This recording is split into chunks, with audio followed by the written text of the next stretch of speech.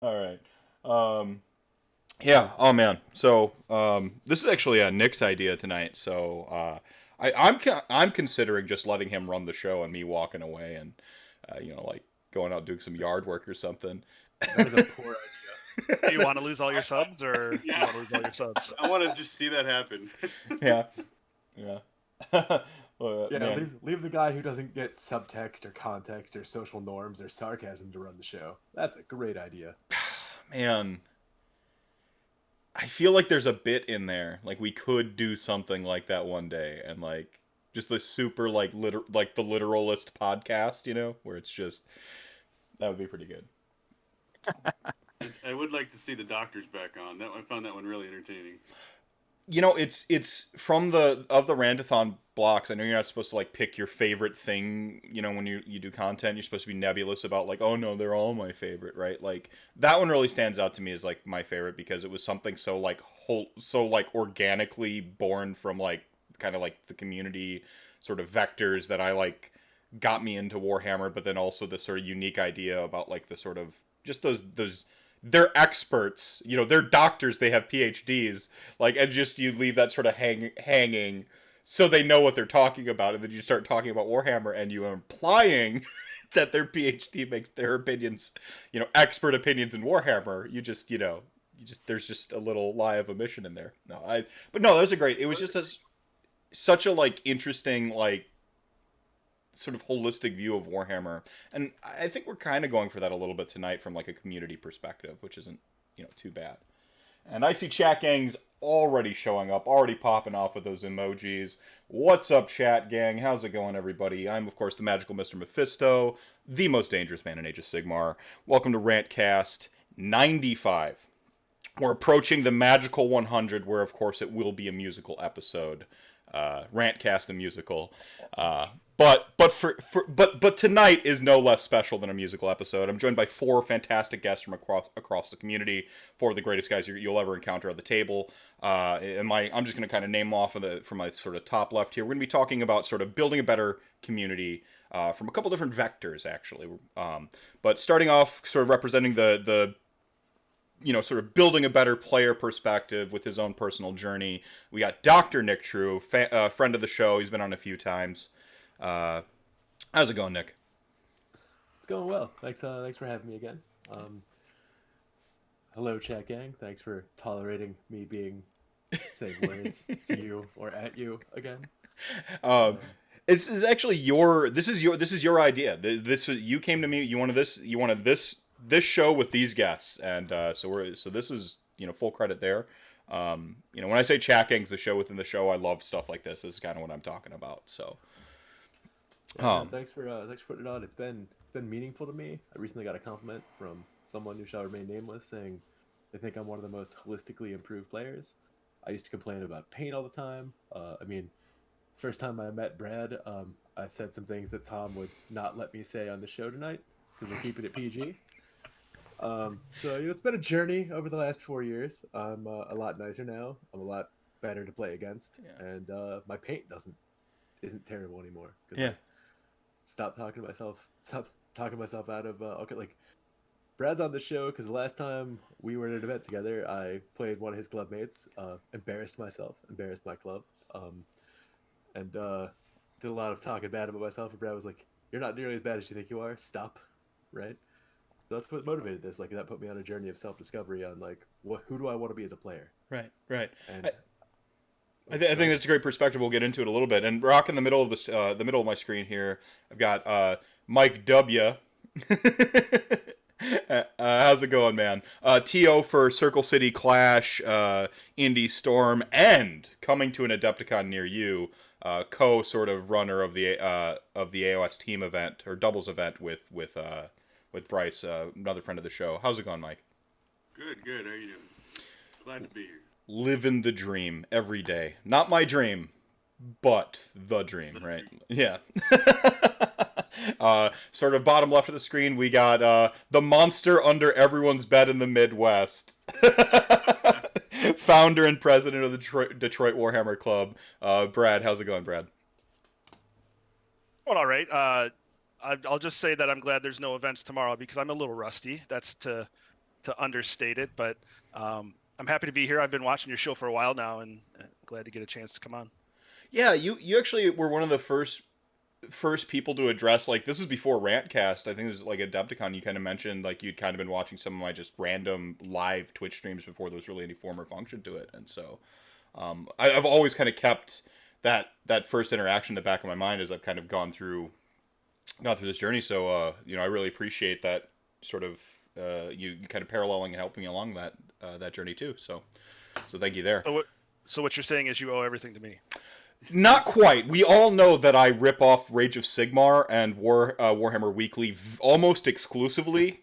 Like, I just trying to do what they do, just, but with more. I watched another streamer giving advice to smaller streamers recently on a YouTube video, and his advice was you can stay in your lane, or if you want to expand, go to Twitch, look at the very best streamers of your genre and copy what they do. Yeah. What is it? Imitation is the sincerest form of flattery. When you're learning a new language, Monsieur Mohar, my French teacher, he told me the best way to learn the French accent is to like mock the French accent, like to just, and then as you get more familiar with the language, you kind of step into your own, and you really like. I think that's true of many things. As a writer, read what you love, right? And then go write stuff. Like, you got to fill up on inspiration.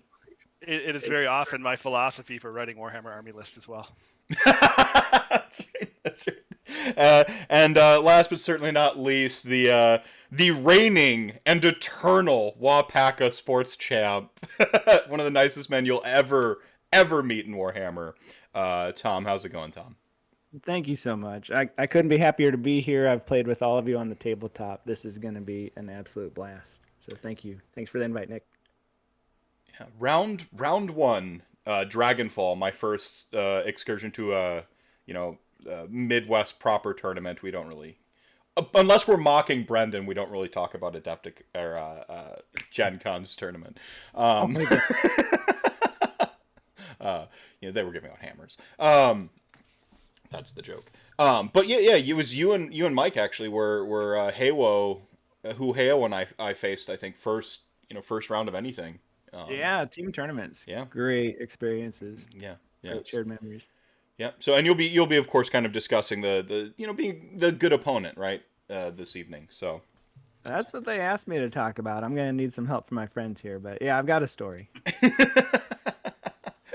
Well, I mean, so I guess tonight's topic, like I said, building a better community. You're looking at it from a sort of a holistic, from club to tournament, to sort of sportsmanship to playing, and really just like a holistic view of Age of Sigmar. How do we do that?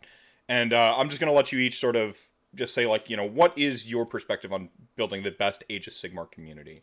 How do we?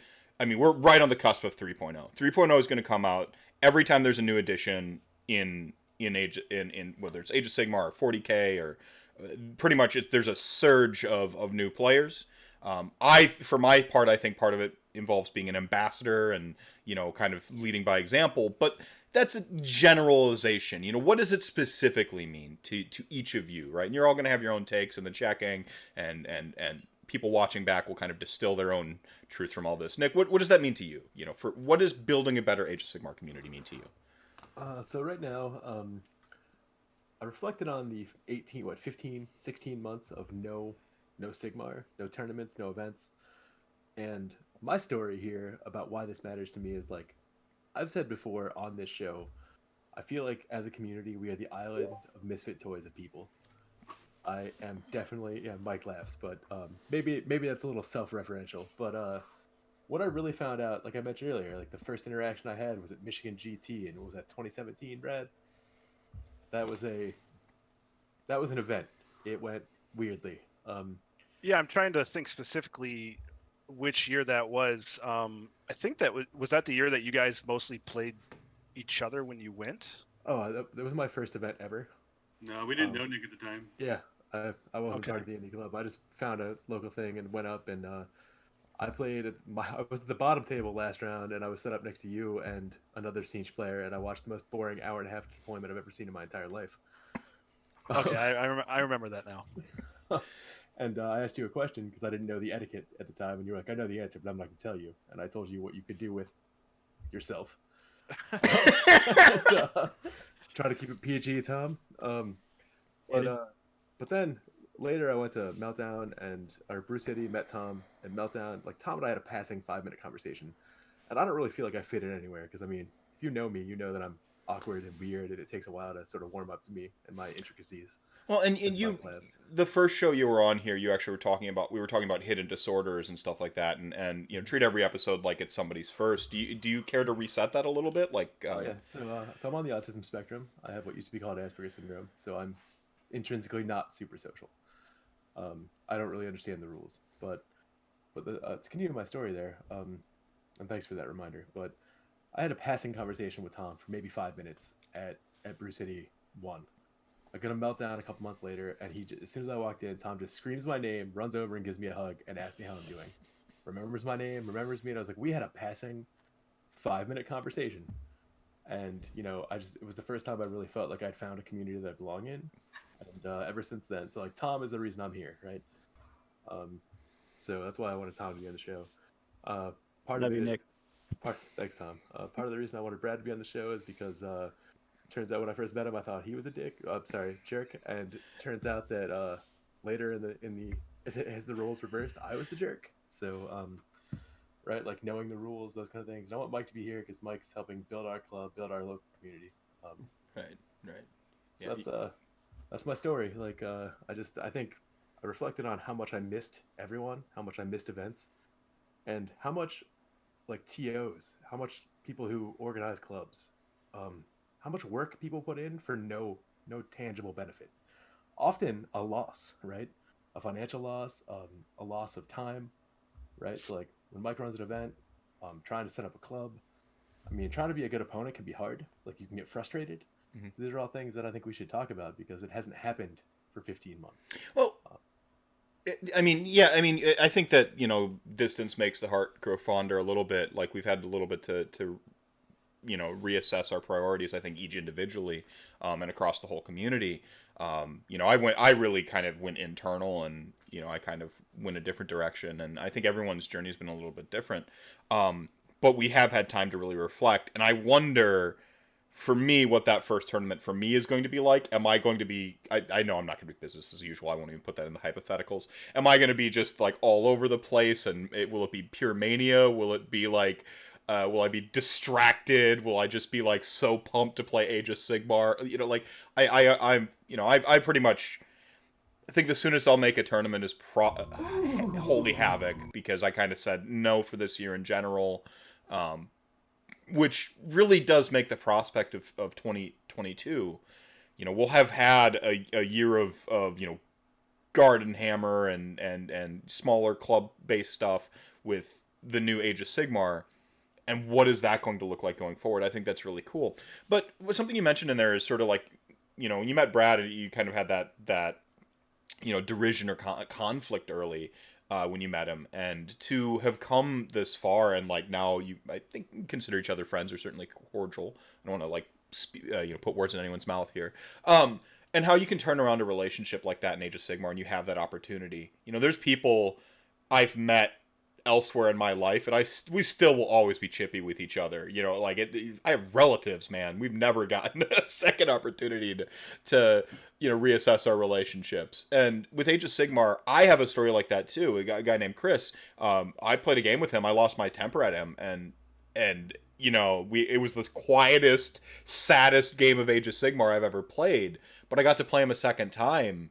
When I was a little bit more comfortable, a little bit more myself, and now he's a good friend, and we're even 5 out of 5 in the old rate system, where it says if you exchanged your social media and we're new best friends, that's what a 5 was. Like now it's like, yeah, it's a 5. Like we're friends now, and so yeah. I think that Age of Sigmar in the community, that the resilience of it and the ability to form those like sort of longer term connections is really, really pretty strong.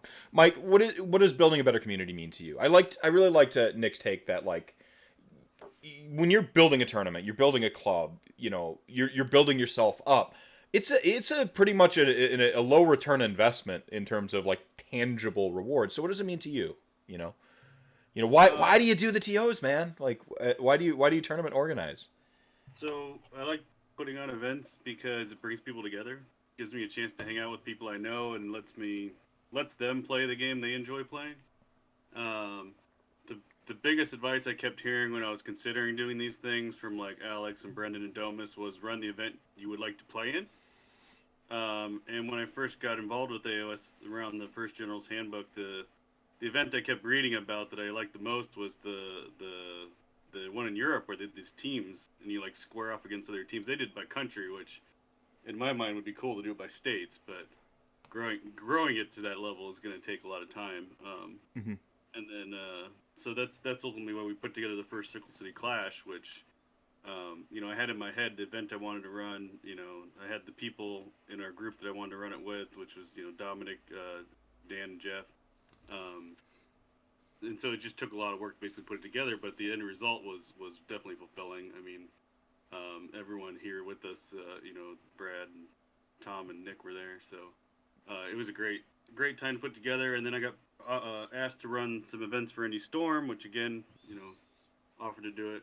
I think a lot of it just comes from growing up volunteering my time a lot through Boy Scouts and the fire department and stuff, so it's just kind of natural to go out there and do those kinds of things for the community. It was a very grassroots approach, really. Like I think Age of Sigmar has that, like ground up. Which I really enjoy. Yeah. I mean, you're very directly connected, and I think tournaments are one of the best ways to sort of cross pollinate and interact with different communities a little bit and really meet people. And I mean, it's at the very least it's an excuse to see your friends again, right? Like we all have lives. Normally, I like to just take the approach, just roll dice and have fun. I mean, that's what I look for in my events. I just want people to have a good time. Mm-hmm. All right, Brad, for you, what is building a better community and mean to you? I think for me, very simply, it's wanting to play Warhammer with the people you have to play Warhammer with. And that expands on everything else that everybody already said. Creating bonds, creating friendships that make it so that you show up to an event and you have a great time sharing some beers and rolling some dice with guys that live 3 states away that you get to see maybe 4 times a year, to the point where you guys are in Discord chats every night, even though they're multiple states away, or you're interacting all day, every day on Twitter, or you're in WhatsApp with those guys in a private chat or something. It's making friends and rolling dice with people that you probably would have never met if it were not for the game that we all play, and find out that we enjoy the social interaction almost as much, if not more, in many cases, than the game itself. Yeah. I mean, I don't think you can divorce the social aspect from Age of Sigmar the way you can like Magic the Gathering. I think one of the great things about it is like, yeah, I can be headphones guy, and I don't really need to talk to you to play my deck. And I suppose there might be a system in which you could do that with Age of Sigmar, but it feels like it begins to break down. Even like I begin to cast a spell like Hand of Dust. This is the most classic social. It's a spell that is a social experiment, right? Like pick a hand, that you can't divorce that from the game of Age of Sigmar. It's stuff like that like, explaining intent and deployment and exchanging lists, and there's a very social, sort of structured social aspect to Age of Sigmar that I think makes it, gives people a vested interest in that social aspect. So. Next time you get a chance to talk to Sean Clark, ask him about the bump knuckle. Did you do that? Did it work? Like it didn't work because he assumed that I did it and it was in the other hand, or it was in the bumped knuckle because it looked like I was faking it, and he picked the other hand because he assumed I was faking it. It was one or the other. I forget what it was. Either way, it worked. It worked. Yeah, a little reverse. Well, you don't want to explain the nuance of it because then he'll know for next time. Yeah, it may never happen again. I don't know. Yeah. And then Tom, what does it mean to you? I'll tell you what, it's going to build on a lot of what you said. When it comes down to me, I'm wearing my Got Warhammer t-shirt here.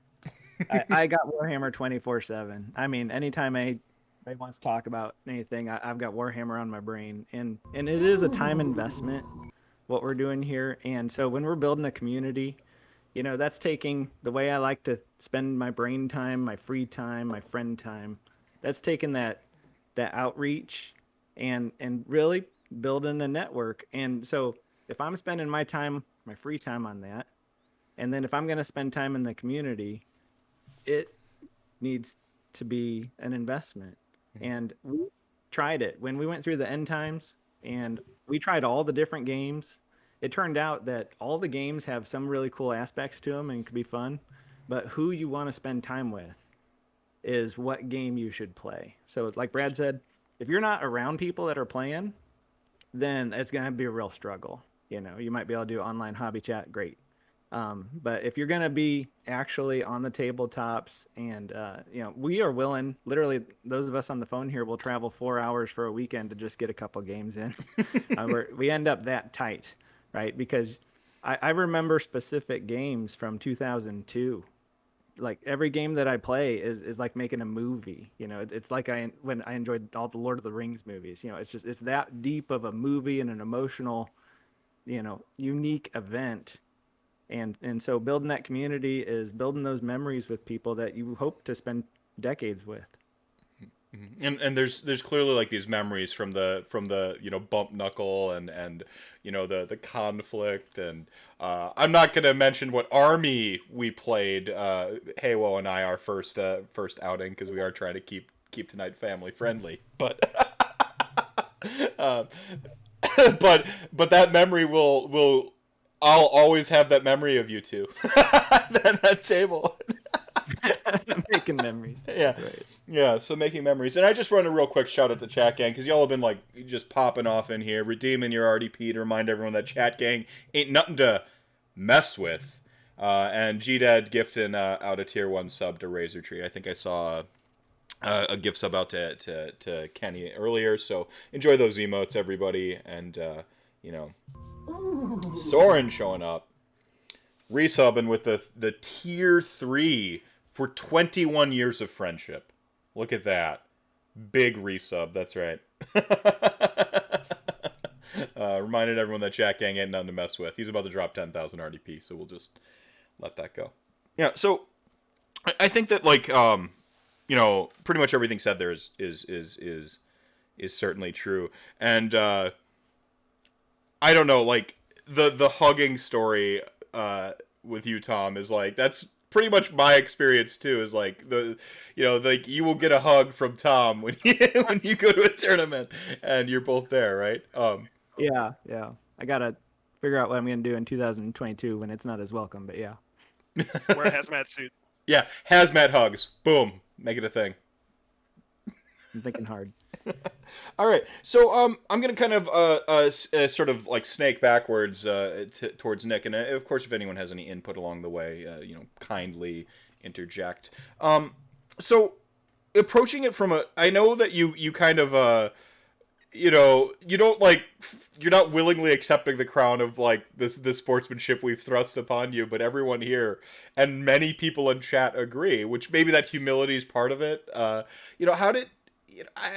do you I don't know how do you make those that's so memorable for all of us? Like, is there a secret recipe to the Tom? I'm trying not to dox anyone here with last names because not everyone's as open online as I am. Is there like a secret recipe to just like giving people those great games where like they do build those memories with you, where they do, where they're you're consistently voted best opponent, and even if you're not, it's like just because you're edged out because there's some other great opponent, right? But you still have the memories. We always have the memories, right? I'm really impressed. You nailed the question. As I was thinking about, this topic in general, just what really is it that makes people have the best time, create the best memories? And my first reflection was it is not a particular recipe. My stomping ground days in Warhammer, I actually had people leave the community because of how we were playing the game and how we were engaging. We were bringing stuff and we had a lot of focus on winning. And so sometimes that's okay, but other times that's not okay. And so what I wanted to highlight actually was that it is a case by case basis. And so just looking at all of us on the chat here, I would play the game literally differently with each of you, because it is about, growing a friendship through the time that you're spending together. As Brad said, it becomes more about the time you're spending than the game itself. And I like figuring out right up front what type of game people want to have. And if it's a Saturday morning, my brain's not really functioning really well on a Saturday morning. So if I have to end up playing Brad or somebody that really knows their stuff on a Saturday morning, I'm going to end up fried. But by game 3 on a Saturday, I'm well tuned. I'm ready for it, and I'm in a good mood, and I'm caffeinated, and I've got through my practices, and I'm going to make less mistakes. So, thinking about what your opponent is really asking for, I flat out ask them a lot of times, hey, if I see they're in the mood for a couch game, I'm like, do you care? Do you want to, you want to just kind of hit the brakes on this one, or do you can flat out be transparent and start to talk, because it is about communication. And so, it's nice when I roll up to the table with Brad now, I know that, some of his expectations, because we've played some games and I've had a great time every time with Brad. When Nick and I got to face off, and it was just a instant loss type of scenario, and we just laughed our hearts out for like 10 minutes before we even started rolling dice. Great, that's it. Yeah. I know that when I'm playing Mike, I'm going to be cutting teeth. He is going to teach me something, and I'm going to try to reach in my back pocket and whip something out, because I need something to happen. I need some luck or something. And so each type of scenario is just different. And, I think that it's appreciated. Have you ever gotten into a game where they didn't really care about you? They weren't making the connection. They were worried about the rules. They were asking you about, hey, are you doing this right? There's a lot of ways to screw it up. I don't think we need to talk through all that. I've played 100 of those games, Tom. So are you doing it right? No, I'm just kidding. So if you're up for it, and if you're investing your time in this, why not get to know the person across the table? Because I often think of things as, this is the first of many, right? And so if it's in between games and you get a chance to know somebody, if you get to play them, oftentimes one of my favorite things is when I got to know somebody new at a tournament, and then game 4, all of a sudden we get to roll dice. We're like, oh my gosh, let's learn about each other. Now, I guess another point that comes to mind is I've got a kind of a super passion for the game. So I think that it's also just about being invested yourself in, some people will sometimes grade. If you bring gifts for people, if you tell them how much their painting is awesome, there are treacherous territories there. People might think that you're buying votes. Yeah, you're gaming for favor, right? You're you're fake. For favor. Yeah. Hey, can I get you anything after the game? If I've got like a margarita cart as my display board, maybe I'm being insincere. Like that happened, right? Yeah. And I was referencing. I wasn't digging on the guy. Like, you don't know what's in somebody's head necessarily. Well, and see, that's a wonderful example. I've been to multiple events where people brought, beverages, given cookies. And is that so wrong? Yeah, I mean, like, I've seen Andrea here in chat. Like, she'll bake. Like, she brings baked goods. I appreciate that, and she's amazing at it. Right? You're looking forward to it after seeing all her tweets. Yeah. Some of the most fun games that I've had, I wrote down. I just sat down for a couple minutes before this and wrote down a bunch of memories and names, and I guess we're not mentioning names on here, but no, first names are like, again, it's really, it's really to the people's standards. Sure. Yeah. So. I've got 3 singers that I've played games with, actually 4, Adam, Kevin, Zach, and Paul. I mean, when we're having games and we're literally singing throughout the whole entire game, just Yeah. anything that comes to mind, you just, and that appeals to me. Right. I also have played opponents where that would not appeal to them, Right. and I've played against opponents that really didn't enjoy their game with me because we had mixed expectations. Right. They wanted me to play fast, play well, some things that I just wasn't in the mood for at the time. Yeah. So I'm bursting out singing. They're getting really irritated. So it's not consistent, and there are tons of you see different people at all the tournaments. Getting the awards. There's a chance of the draw also. Right. Yeah, I mean, you might have someone who's cynical about your behavior and they don't realize that's authentically you. This is the first time running into you. Like, I'm like, nope, this dude hugs me every tournament. That's him. Like, there's a like sort of a harmony of personality too. You play the right opponent, you're gonna have like great games. You can be amicable to everybody, but like there's just certain people you're just gonna be on the right wavelength with, and maybe that day. If it was the day before, you wouldn't have been on the right wavelength. People are complex. Like, games are complicated. It is. It's as it is a social event. It's got all kinds of chances of what might happen. So you might have brought the toughest Nails army. You might be brand new and not have the experience of playing your army and need some help. You might sincerely love Nagash and bring it to a tournament not realizing it's been terrorizing the entire Midwest. That's just it. And then people just see ugh, not another Nagash player. Oh yeah. I had an Adepticon where I had a serious passion to just finally bring the dwarf army I wanted to bring. I brought 7 artilleries at the time in that edition, and I wiped people off by turn 3. And I literally, they didn't even want to know my name, didn't shake my hand, I was like, oh my gosh, I totally messed this up. And so sometimes it's going to be hard to crawl out of that hole when you just bring something that's a little bit different. Yeah.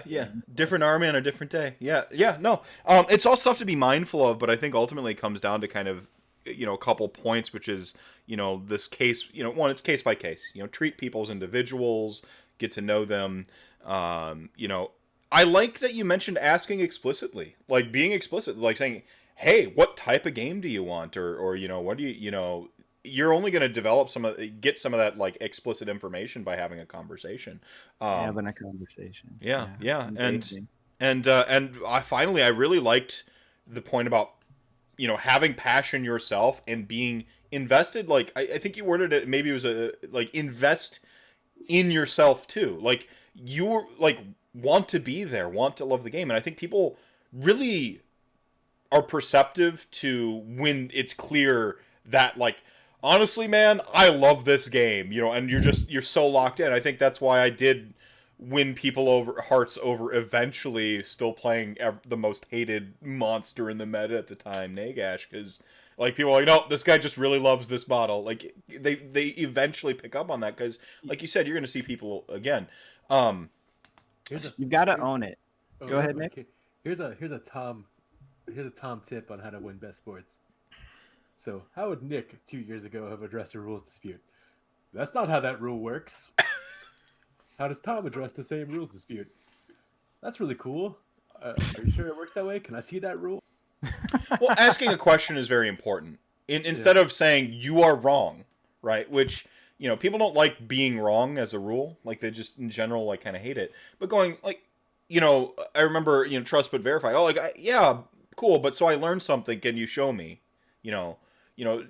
More making it more of an exchange rather than a binary, like, you are wrong, I am right. Making it and it's just, yeah, go ahead. Well, Nick, that's fair, actually, because I oftentimes don't feel that I have the perfect grasp on the rules. And so that's also one of my, ingoing assumptions is, oh man, my club mates have been telling me wrong. Tell me how to do this so I can do it right. It's kind of like a passion to learn how to do it right also. So, and then another thing is, and this is kind of a work related kind of skill set talent. We allow tangents here on RantCast. It's where it gets its name. Yeah. Well. Okay, good.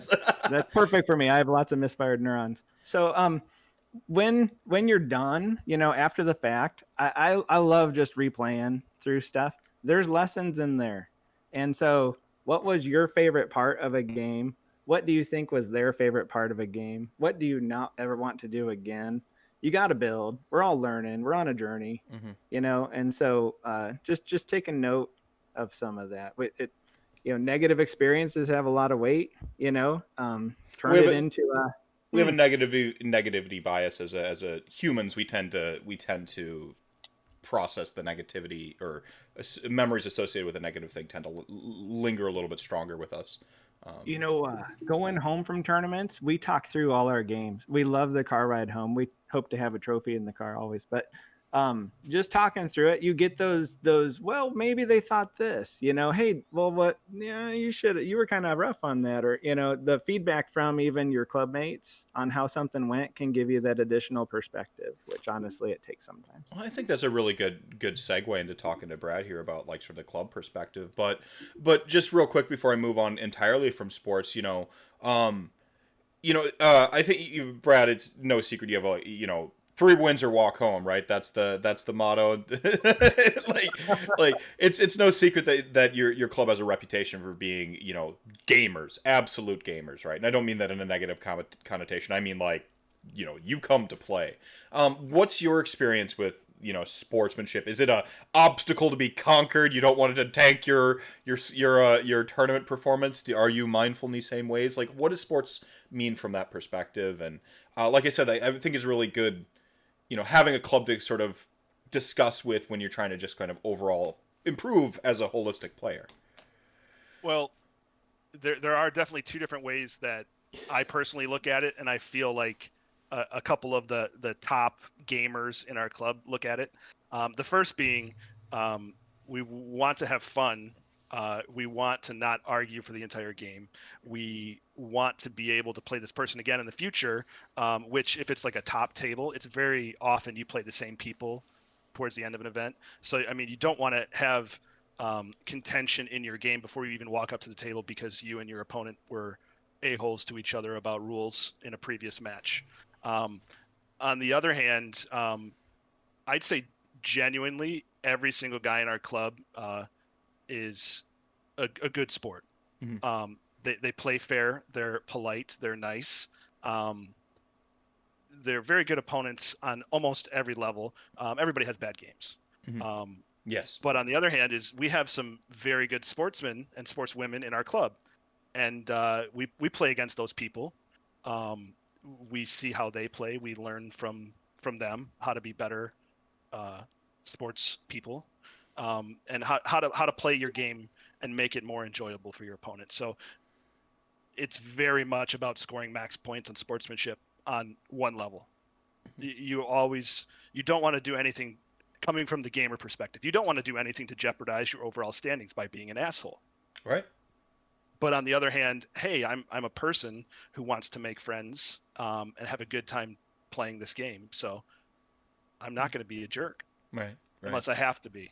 And I mean, that rarely happens, but I mean, sometimes you got to put your foot down. Yeah, sometimes you got to be assertive, and in life you got to have boundaries too, right? Like, and gaming's the same. We're all in this to have fun.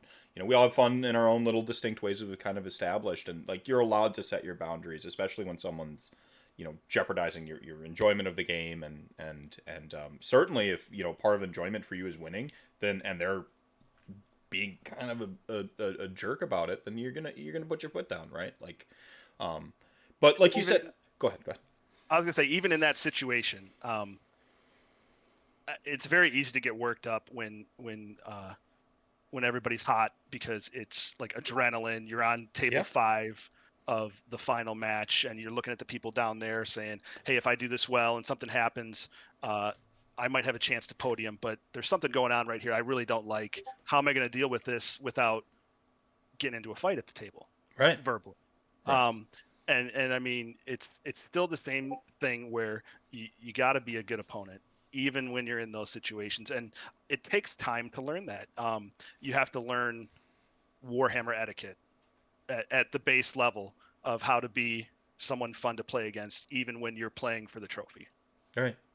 Well, I love your point about, like, you're going to see like playing to see these players again, even, you know, keeping that in mind to where it's not like, you know, crap, I'm playing that jerk again, you know, like when someone, you know, certain, you know, we have a couple, I think, people in our local scene, and I know that there's sort of national people with some reputations. You're like, yeah, I don't really want to play this person. I hear they're a jerk, right? Like, I never want to be a person like someone says, oh man, I drew into Mephisto. Crap. Like, where they're just like, they're not excited to play me. You know, I'm almost maybe more focused on making sure that people want to play me again than I am winning. And that shifts my priorities a little bit in gameplay. And out there are like, you know, there are people like Trunzo who can prioritize it all and crush it all. And Jake, I think, is also in this category. He's like a Triple Crown winner. He's got every major trophy. Like, you just like, you see, I'm not that, like, I'm pretty single-minded. Like, I have to focus on the things I'm trying to get good at, or you know, and as you know, you raise your standards in one thing, then you can focus on another, and you don't completely lose the other thing, right? But you know, my priority going in for the last few years has been like, I just want to make sure people have good games when they play me. Like, and for me, you know, look at the effort that Jake and Trenzo, since those are the names you used, yeah, put into that. That is not. I mean, yeah, there's natural talent there too, but that's also a lot of learning, a lot of effort, you know, for that payoff. Well, like, a talent's where you start on the ladder, right? It's not where you end up. You know, if you have a talent for it, you're going to start on a certain rung on the ladder. It might be easier to climb it, but everyone can climb a ladder of skills. I mean, Warhammer teaches us that. That's what painting is like, we all start out someplace. You have people who are like, I am not artistic at all. But you're like, okay, you learn a little bit of painting by the numbers. You watch some Vince Venturella hobby cheating. You know, you watch, you know, a few videos. You get into a club with some you know, really good hobbyists, and you know, they start giving you some practical information from their experiences, and you really start to build up. You know, Brad basically mentioned it. Like, you know, Detroit Warhammer has some great, you know, sports persons in that club. So you play them and you're like, okay, well, if you're aware of it, and I think awareness is key when you're trying to like refine a skill. You got to be aware that you want to be a better opponent. You got to be aware that you want to be a better painter, right? Because go ahead. You got to be aware when you make mistakes at the table. The story that I did recently was at Nodepticon. I built my list the morning of. I was just trying to take, like Tom said, models that I enjoyed playing that I never get to play. And I walked into my first game against another friend of your show, Dr. Alex. And he was playing daughters, and I was playing my army, and I did the classic, like, self-deprecation. You know, it's probably gonna go poorly for me. You know, I just brought this to play for fun. You know, it's cool if it gets over quick. And I think it was by round 3 I tabled him. And after the game, I was like so apologetic. So I'm like, man, I'm really sorry. Like, I feel like a sleep here because you know, the way I acted at the beginning of the game, and awareness to own your mistakes, I guess, is another thing that I would say.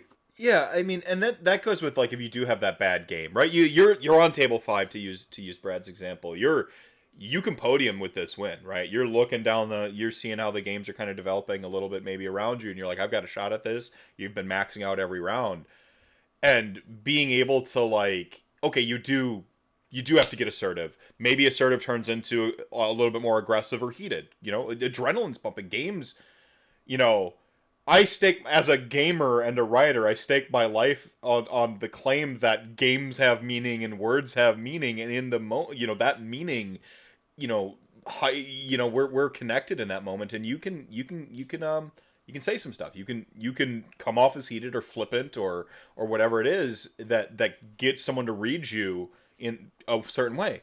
Well, part of that is, like, afterwards being like, yo, you know, I'm sorry, you know, and having that sincerity afterwards to be like, look, this is, you know, I had an opponent who I've had one bad game I used to say 3. I can't remember the other 2 bad games of Warhammer anymore, so only one bad game of Warhammer sticks out of my mind anymore. The guy was on his phone, like, the whole time, and it was just like, he was on his phone for a good reason, but it didn't make it, like, you know, his family stuff, but it didn't make it, like, the game better knowing that. So I was just like, and, you know, and then we were getting a little curt with each other back and forth, because it's clear he's not in it, so I'm like, okay, well, All right, so all my energy is gone. I'm just like, okay, I'm gonna roll dice now. Like, all right, man, charge. Well, And I'm just go ahead. well, part of the reason I wanted Brad to be on the show is like Detroit is referenced as like the boogeyman of the Midwest, right? That overlooks so much of the depth of that club. I just like to make the jokes too. Fair, but like I met Cullen. I bet Cullen is a joy to play, right? He just seems like he's super fun. And have you seen Al's Seraphon or Andrea's Gits? Like they have incredible hobbyists, and it's just like nobody talks about that because the other part, really sort of like the fact that Jake wins a bunch of events. Sean goes and plays on Warhammer Live or whatever at Blood and Glory. Brad's back to back to back at Meltdown. Like, that's what people talk Yeah, about. I They mean, don't talk about that there are multiple hobby awards, right? That there are I'm sure somebody has a best sports award at some point or close to it. But well, Oh, Jake, one of Jake's my got one, favorites. right? like yeah, and like there's a depth to that club. It's just they recognize that all three areas of the game are important. Other people tend to focus on just the top level competitive play or Team America or whatever. But Yeah, talk to me a little bit about that, Brad. Like, what is the okay, so like pretend I moved to Detroit and I'm like, man, these guys are the best. These folks are like the absolute best in the area. Like, what is that like? I'm curious what the like storefront Detroit or like someone runs into you at like a LGS, or is it more club, basement gaming? Like, I'm really curious, like what the experience would be like, as a club, what your focus is. Okay, obviously club nights and stuff like that. Do you have a care for growth? Like, what is your focus as a club? How do you grow? How do you grind? How do you prioritize? What you're practicing, stuff like that. Like, Believe it or not, Warhammer players who play at the top level are not rock star enough that people recognize you. you're not? No. So, generally, you go to stores and people have no idea who you are because, rightfully so, Right. you're just some dude who plays toy soldiers in a small, tight knit community, and you might win a couple things here and there. Right. But no, really, you maybe play at the local store. Wait, do you guys? So you don't rock up to the store like in an old like Thunderbird, like a 1950s Thunderbird with someone like holding like a large oversized boombox over the shoulder, like Radio Raheem sporting like the club shirts and like kicking the door, and then just like everyone just like. Jake is usually the one wearing the cape, and Al kicks the door in while holding the banner. But really, you play games with your local community. Maybe you wear your club shirt, or you start talking about events, saying, if they respond saying, hey, you run an event, you go to events, you guys actually play this elsewhere. You start talking about, yeah, we have kind of a travel team of guys who really enjoy going to events. And you kind of plant those seeds, and if that person continues to talk to you about it or to ask you questions about it, that they're interested, and maybe say, hey, okay, let's see if this guy wants to go to the next big event, or let's play some more games with them and see what kind of armies they bring and how they respond to the absolute trash that we often put on the table. And if you're still having a good game while you're playing to punch each other in the mouth, figuratively, with your action figures, Right. that usually that's the sort of thing where it's like, hey, I want to go to Warhammer tournaments and play some more games with these guys, and get a little more competitive with it. Or they see somebody's hobby and it's like, oh yeah, hey, we got a Facebook page, come check it out.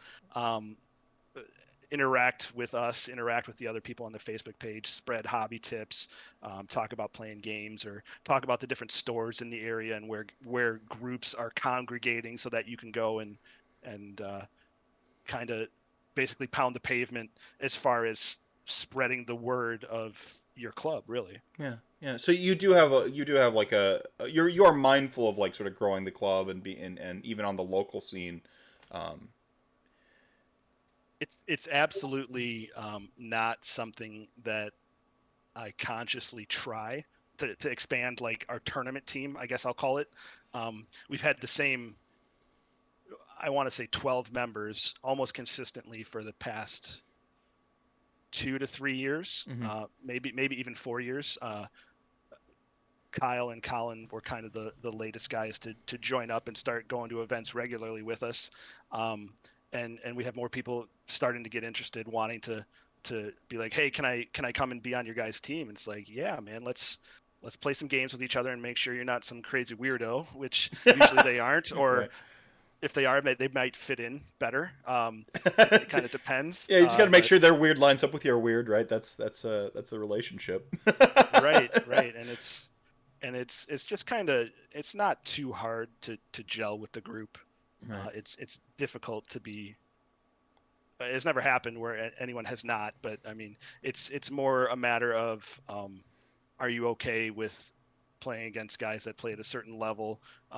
If you're not quite at that level, are you trying to get better, or does it really suck to play like that? I mean, there are people that play at different levels within our club, and they enjoy it, and they also try to learn by playing other games, or we try to learn from them, because that does happen. That absolutely happens, in multiple different ways. Mhm. But it's really all about just kind of putting it all together, everybody playing games together, and everybody learning from each other. Yeah, I mean, it's like I just keep thinking of like the only experience I would have running a club is running a World of Warcraft guild, a raid guild. Like that's the only frame of reference I would have. So for me, this is like, it's interesting when you have that like sort of club aspect. You have the your travel. Like it's such a more, it feels like a more complicated thing in my mind. But maybe I don't know. Go ahead. It's kind of going into my topic, if that's okay. Yeah, we're just fully transition in. Yeah. For Segue, me, segue.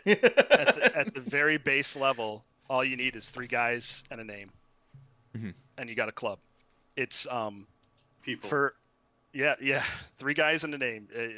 A logo helps, because when you go to an event, a lot of times events have club scoring, and it's really cool to be a part of something more than just going there and trying to compete individually, because once you do it, it's like a whole nother thing, and you'll be hooked even more than before. I think it's you show up to the event with your 3 guys. You're trying to not only do well for yourself, but you're trying to see where your club ends up at the end. And it only takes 3, because when it's 2 guys, it's just you and your buddy. When it's 3 guys, it's suddenly kind of blossoming into an organization. I mean, that's a little dramatic, but I mean, that's kind of what it is, to It where makes sense to me. it's a group, it's a club, it's us, not just, hey, me and him. Yeah. From then on, it's really just you want to play games with the people that play the way that you want to play. That's a good start. It doesn't have to be the only way. But when I started the group, it was usually me and 2 guys going to events, or me and Andrea and 1 or 2 guys going to an events. And the group expanded by playing games at different stores and telling them that, hey, we're this group, we play and we go to tournaments and stuff. And really, So the just boombox came later. Yeah, the boombox did come later. The flag came later. It took a little convincing to get Al to wave it while only wearing a bathing suit, but it's okay. The the difference being that once you actually get into that mindset, it really does improve everything kind of about your hobby, in my opinion. It gets to the point where you're talking about the hobby more than just with like a random WhatsApp group with a bunch of people that you don't know, because you might build relationships in that group, but it's almost so anonymous at that point that when you're kind of getting better at painting, or you're getting better at your conversions, or you're getting better at the actual game itself, you can advance that in the minds of your club mates by they see the improvement that you're making, and they give you feedback. It's that tactile aspect to reinforce, like parasocial relationships, which would be what this and chat is, right? That are valuable to humans. It's a very low risk to individuals' ways of making connections, right? Like I can put my phone down and WhatsApp goes away. But when you're talking with like a club style relationship, that thing sort of, that umbrella sticks around in your mind because it becomes a physical thing. Humans are we work very well with tangible, kinesthetic, physical object, like, physical presences and stuff like that. It makes it real, right? That physicality of, now you're not just, getting a hobby tip from the internet. Now you see it at the table, and it locks it in your mind. It galvanizes it, right? So fun fact: my first event, I played 3 members of Detroit, um, out of 5 games, and one was the Ringer, and the Ringer beat me the worst. My first tournament game of Warhammer was Donnie and his Mortal Siege, just absolutely showing me I didn't know the game, and I did not know how to play. Yeah. Then I played Al, and that was a really fun game, and I was like, great. Now do I not know how to play the game? I also don't know how to paint. Right? And so yeah, I mean that's just that's how that went pretty much the whole time. It was good stuff. Well, I mean, it's liberating to learn how much you don't know. I think, like, because now the healthy thing to do after you figure out that you don't know as much as you think you know is to have questions, and questions are almost more useful than thinking you know something, because questions send you on a journey, right? So Brad, when did Detroit Warhammer start? Like, do you trace your lineage all the way back to Warhammer Fantasy Battle? Was this an Age of Sigmar? I mean, I don't really know. I feel like I'm supposed to know stuff about like all the clubs and all the kind of like main people I see, but perhaps our audience doesn't. Go ahead. We started in Warhammer Fantasy. It was the Great Lakes Warhammer League was how I started playing Warhammer, and what that was is all the different regions of Michigan kind of had mini playoff brackets, almost like play-in seeds for a final tournament. That was the league, and then the league finals was everyone that qualified or was like top 1, maybe 2 based on points from your division came and played in a tournament at the end, and then there was still another tournament for everybody else. So the Great Lakes Warhammer League. Yeah. Good. Yeah, the Great Lakes Warhammer League, towards the end of the life cycle of Warhammer Fantasy, kind of deteriorated a little bit.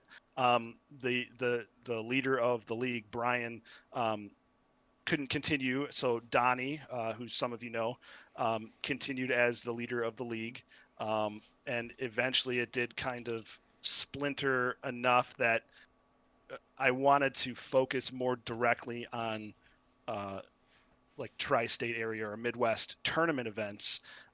So I started up the Detroit Warhammer Club as kind of being within the Great Lakes Warhammer League, but it was independent. And it was almost like starting a team, right? Like almost like starting a team within the greater league, right? And it was mostly the people that were already in our division anyways. But we did pull from some others just because the Metro Detroit area is large enough that there were multiple divisions in the area, but not large enough that we weren't pulling people from different areas of Southeast Michigan. I want to say we played like 2 years of Warhammer Fantasy as the Detroit Warhammer Club before everything exploded into Age of Sigmar, and we lost about half the club when Age of Sigmar came out. Mm-hmm. So I think that was the point where we were always competitive before. The guys that were then playing 9th Age were guys that were playing on a high enough level that they went to the ETC for 9th Age. Mm-hmm. But then we also had guys in the USA Masters, like the qualification talks for that. Mm-hmm. So I mean, we were playing at a very high level at that point, like winning Ardboys, which was like the no holds barred GW run 3,000 point event. Right. And when we split off, I want to say we kind of refocused. We got new members that were like into AOS. We lost old members that were very much not into AOS. And we kind of just did a slow grow from there to where we are now. Well, there's really always playing at kind of the same tempo. Yeah. Yeah. Oh, there seems to be like a real passion there too, is at the core, even if, like we kind of associated passion earlier on with like sports. I think passion's the through line through a lot of what we're going to talk about tonight. That's my agenda. Yeah, very much so, I think. Yeah. I got a question for Brad, actually. Yeah, go ahead. When you get a different mix, depending on who's in your area, and we've talked a lot about how awesomely competitive and good at the game the Michigan crew is, and then they've got these sweethearts to play, and these amazing creative. Donnie and his armies are just absolutely beautiful and converted.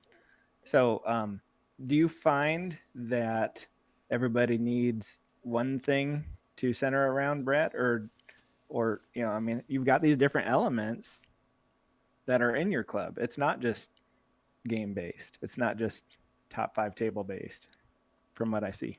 I don't think so, because when somebody is taking home best sports or best painted, I would say we're almost as supportive and excited for them as we are as best overall or best Awesome. AOS, for example.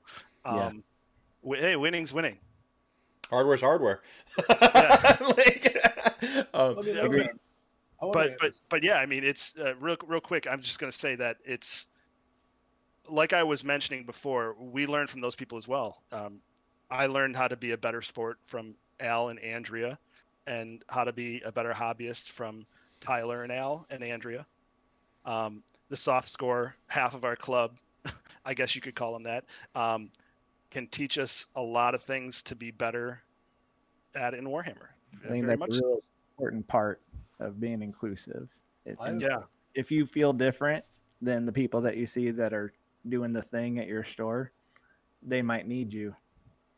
So we kind of migrate together based on games and experiences, and over time I remember my first game with Tepper, my first game with Domus, my first game with Curtis Pell. I'm just dropping all these names here. No, go on. I didn't mean to go last name on that. Maybe edit it. So there's how do you build that club, how it originates, and I just think it's real important that you realize clubs might need you and just to get engaged, because AOS is what we found was the community to be in, and so I just plead that people actually get in there. I want to add to that. Like when I started, I was like, painting is stupid, sports is stupid. Why are there soft scores? This is a game. We should play the game to play the game. But as Brad just said, right, like best overall, it's not best general. Best general is an award. Yeah. Just like best sports is an award. Just like best painted is an award. But in the Midwest specifically, we tend to value all areas of the hobby. Yeah. Well, I mean, and I'm a true convert, because I used to be like, we should be ITC. Soft scores are dumb. yeah. Welcome to the cult. Yeah. No. I have consumed the Kool-Aid, and the skeptic, once convinced, becomes the zealot. But and I think hitting on all those things, right? Like we can learn from everyone, and everyone has the one thing that gets them into the hobby, but there's always room for growth. And you see people doing cool conversions, or you see people like you play Tom M, and you walk away from that game and you're like, that was an amazing game. You play Patrick from Lords of War in Minneapolis, and you have a game that you will remember forever. Yeah. Because he legitimately gets excited whenever anything. It doesn't matter if it's bad for him, right? He just loves the game, and you're like, how can I be more like that? I'm having such a good time right now. How can someone that's playing me have that kind of good time? And now for me, it looks a little. I don't have a huge range of emotion, but I try, right? And I've at least outlined it's important. Yeah. Well, I think there's a when it comes to like soft scores, there's a discussion to be had, and not that I want to have this discussion tonight, and I think in the broader community, how much should sports score be hinged to like your total? Should it just be a separate thing? I think that's a valid discussion to be had. I'm not saying that like it should or shouldn't be part of the game. Or rather, I'm not saying that, like, I'm not arguing to the extent of it should affect the overall, or should be 25% sports scores or 50%. I don't necessarily care to have that discussion. I do think, and this is where I converted myself, I do think having that stuff is part of what makes Age of Sigmar. Coming in from that, like, Magic the Gathering, if I take 2 losses before before splitting to top, I'm just dropping and going home or going to play a side event so I can go and like win my packs or something. Like, oh, I took 2 losses in the jungle. Time to go play a legacy side event and maybe I can win a pack or go do a draft or something like that. Like a completely different mentality because I'm not invested in continuing that type of game. But Age of Sigmar, because it is such a I think it's such a diverse game and it does kind of light up different parts of our like pleasure centers in our brain depending on what it is we value and what it is just as individuals. And there is that sort of like, okay, I'm going to go to a tournament and like, this is the tournament where I want to really show off my army. Or maybe it's not mutually exclusive. Like, this is the one I'm going to win it all. And, having realistic expectations, you build your way up to that.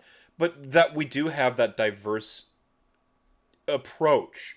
And you do have like a club where you, like you said, Brad, you're like kind of learning from each other. I think that's part of what really makes Age of Sigmar, quite frankly, like the best community in gaming I've ever been a part of. It is that like diversity. It is that sort of hitting on multiple, skill sets and socialization, and it is all of that. And clubs being a microcosm of that is probably where you're going to have like the most fun. I think it's very much kind of built into almost the fabric of our club where we recognize that and we joke about it often. Like when I say we have the soft score club members and we have the gamer club members, it's very tongue in cheek, and we all realize that it's both true but also not serious, right? Because I know that those guys are coming to play when they go to an event. Because when I forgot what event it was where I think he went 4-1 because we call Al the sports guy and the paint guy. I think at the Michigan GT, he went 4-1 or 3-2. And we're talking to him about his chances for overall or something like that. And we're pumped and we're excited to see that just as much as if he was anyone else in the club. I mean, it's just a normal thing for us to be excited for our club members. And it's just really a great feeling when you're playing with a group of your friends in what could be considered a child's game. Yeah, right. Yeah, no, you're not wrong. There's resetting to something you said a little bit earlier on about like, when you go to a tournament and you're playing as a club and there's like a club award or club score, it just adds that other layer of enjoyment, I like Wapaka to me was this event I had heard about, and like I had missed the initial one that I heard about, and then I'm like, okay, I'm planning for the next. I'm like, no, not quite. And I finally made it on like the final Wapaka, but it had become this like mythical thing in my mind where there's beer hoistings to win the club trophies and people bring their banners, and I'm like, that is the coolest thing I have ever heard for a nerd game. There's a little. Go ahead. Yeah. I was gonna say that there was a time when it was almost a caricature of itself. It was just so amazing. You had the defending champions coming in wearing luchador masks to wrestling entrance music. I love this. And you have a scenario where to get max scenario points, you have to sing every round for something. I forget what the exact objective was.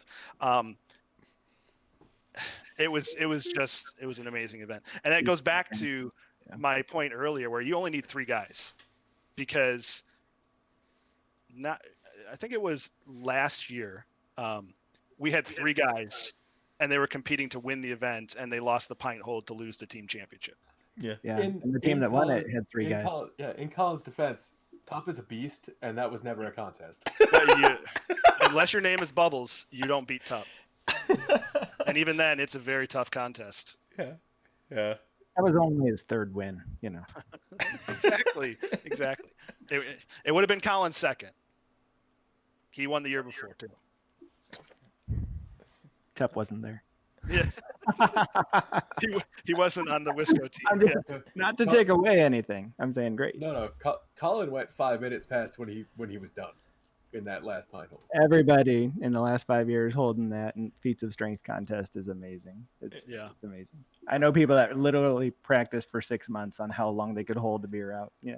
Well, this is one of those like, the hard-nosed competitor in me, like, I do have a competitive streak, and if you could, like, you turn a competition out of the silly stuff, it like engages both hemispheres. You know, like it engages both sides of my personality, which is the wry, sarcastic side, and then also the gamer, the one who like when you do that, I'm like, oh, now it's on, and it's just like I know that. I mean, I like clubs. I think clubs add that they're enriching. It's another sort of community within the community. Like you're really just kind of building these like overlapping spheres of interaction in this sort of social network that is the game we play.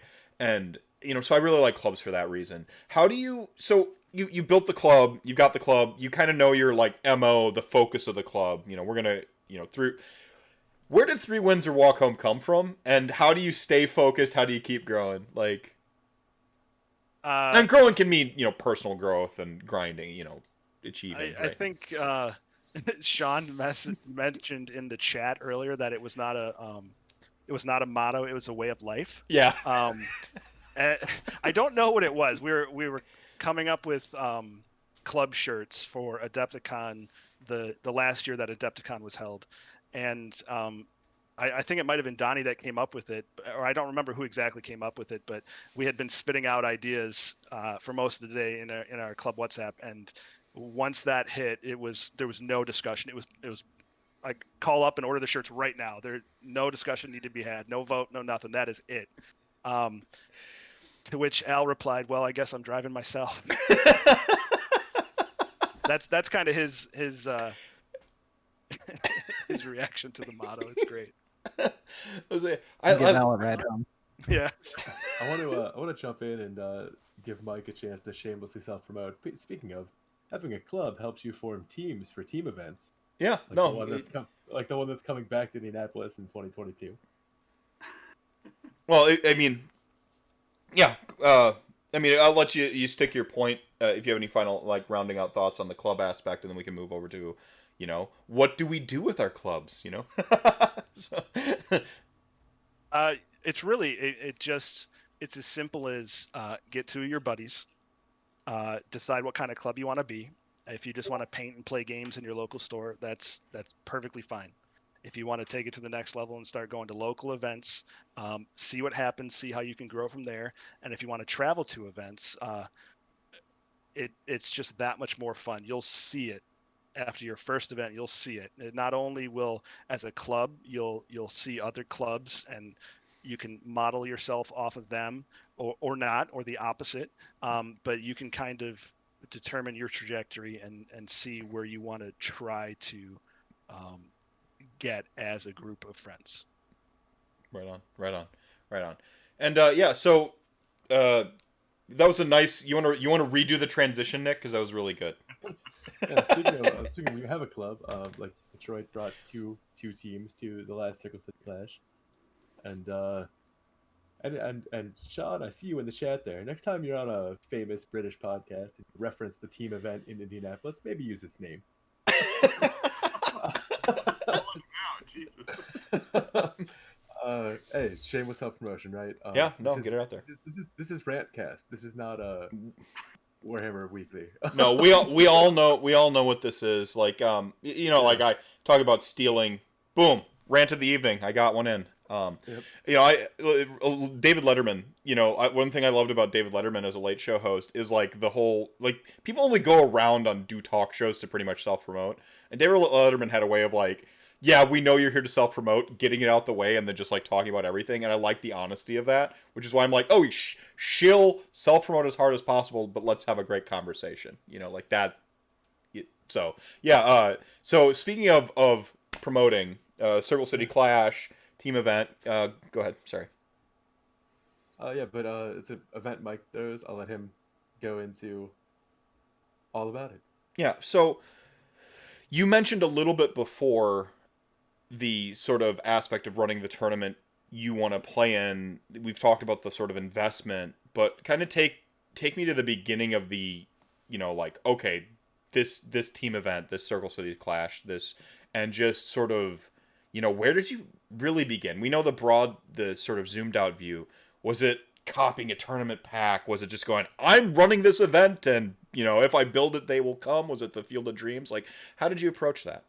A little bit all of it. For me, it was going to events in the Midwest, and a lot of just other people asking like, "Hey, when's there gonna be an event in Indy? You know, who's gonna put on the event in Indy?" And with the core of our club back then, it was basically just the four of us, and then Nick joined us with Mike, who moved out to California. But so it really just came down to that. And yeah, for me, it was, you know, everyone was like, let's just do something simple. Let's do an individual event because, you know, that'd be real easy to get our, you know, foot wet, so to speak. But I had it in my head I wanted to do a team event. I just kept reading about them, seeing them on Twitter, seeing in the UK especially, and that was the format I wanted to do. So yes, I basically went and started reading their packs, seeing how they were doing it, seeing how the pairing process works. And it happened that year we ran ours. I think it might have been the first year the ATC had Sigmar as well, which I didn't know was even a thing in the U.S. I know Brendan's in here. You could probably confirm that for me. But so yes, I looked at their packs. I read them over. I had it in my head how I pictured it going. I got the pack put together, and I talked to people in our club because I knew it was an investment. We had to make terrain. You know, you had the mats, the terrain alone. I talked to other TOs. You know, asking to, you know, quote, beg, bar, or steal stuff from them to make the event happen. I reached out to people I knew to bring tables, so I knew we weren't going to have enough. And yeah, our first event, I think we had 8 teams, which was about half of what, you know, I was hoping. But as everyone likes to say, that it's a growing, you got to do it a couple times to make it happen. And I think it's also hard sometimes for people to put together 4 people because it's not just signing up individuals. You got to have an actual team of committed people to show up and pull this off. I mean, this is where, like, with Brad's thing is, like, if you got, you know, 3, 4 maybe, you know, for more of a team format, right? Like, form the club, start looking for stuff like this. You know, if you've got a TO in your area not yet running team events, you know, you could prod them for you know, maybe doing a one-dayer, right? Like, it's such a fun format, and that camaraderie, that all that stuff we've been talking about really kind of like comes all together with a team event, but also the gamesmanship of, like, the sort of lists and, you know, that aspect of, like, that extra layer of tactics now where you've got, you know, essentially like a caboose, someone who's just gonna, like, be fed or thrown under the bus, you know, and it just don't, you know, just get some secondaries, right? Like, you know, and you have the whole dynamic of how a team game is played, or a team tournament is played, is just something else to experience. And we millennials, according to that Monopoly game, are all about getting paid in experiences. What, am I right? Speaking of Circle City Clash, Tom specifically is the person who's in the way of my first 5-0. Thanks, Tom. Okay. I always do my best. You always do your best. We mentioned running one day or so. I do think, in hindsight, that would have been the way to go. Start small, build like a one-day event, even if it's just with locals. I'm kind of person though, where I kind of just jump in. And for me, the aspect that I really enjoyed the most about tournaments was the getting together with people. You know, hanging out afterwards on Saturday night or Friday night, and just having a good time. And I knew I wasn't going to get that in a one day. Right. I mean, as far as, like, 1 day versus 2 days, 1 days are the things you kind of go to that are in your area to tune up, or to, you know, or maybe that's just where you're comfortable, like, living and gaming or whatever it is. A 2-dayer becomes something you go to. You know, this is an event now. This is something I take off. You know, I tell my partner, hey, I'm going to do the thing, and now it becomes a good excuse to, like, leave, you know, and you take vacation time. No, I get it. There's a mystique. There is a, not to say 1-dayers aren't worthy, but there is again, it's about the event. It becomes an event. And by event, I don't mean tournament. I mean in a life event, you know, a spectacle. Sorry. Duke Doctor saying Brad is terrible at pirate dice. That's an important part of those 2-day events. God damn it. Oh, I'm sorry. This is supposed to be clean. I think PG can get away with that, with a GD blast. I think you're right, though. The events, the bigger they are, I mean, it's an inspiration you're working towards, and so the club pushing each other and deciding who's going to go for what, and And we even try and divide and conquer as a club, like try not to, if somebody's going to really go for number one, that might just be the reason that somebody else doesn't, and really puts it into bringing conversion and paint or something. And so, Whereas we refer to Sundays at GTs as club day, so because we all have to play each other. oh goodness. I'd say as far as running events, obviously classic. Learn from your mistakes after doing them. Write down notes during the event. Pick them up for the next time because it's important. I told Brad this at their conversation we had through Facebook the other day, but I sometimes suffer from having utopian visions, and in my head things should just all work out, and I want everyone just roll dice and have fun. Another plug, I'd reached out to Brendan and Brad and Domus, and Brad recommended Domus for this, but I had this idea, which I'm sure I'm not the first person to have this idea, but of starting just like an actual Discord of Midwest people, for everyone just to, in my head, just chat and talk, and there'd just be conversations, and the idea was you could have your own private club area to have your own conversations there with your club if you wanted to. So it's just a way basically to bring people together. That's the biggest thing for me. That's interesting. Most people, like I covered earlier, most people tend to suffer from a negativity bias. Like it's very human, and you've got this positivity bias instead, where you're like, this is going to be awesome. This will be the, Well, it's funny because if you talk to my coworkers and some other people, I'm very skeptical by nature, and I just work on that. And I use, Same.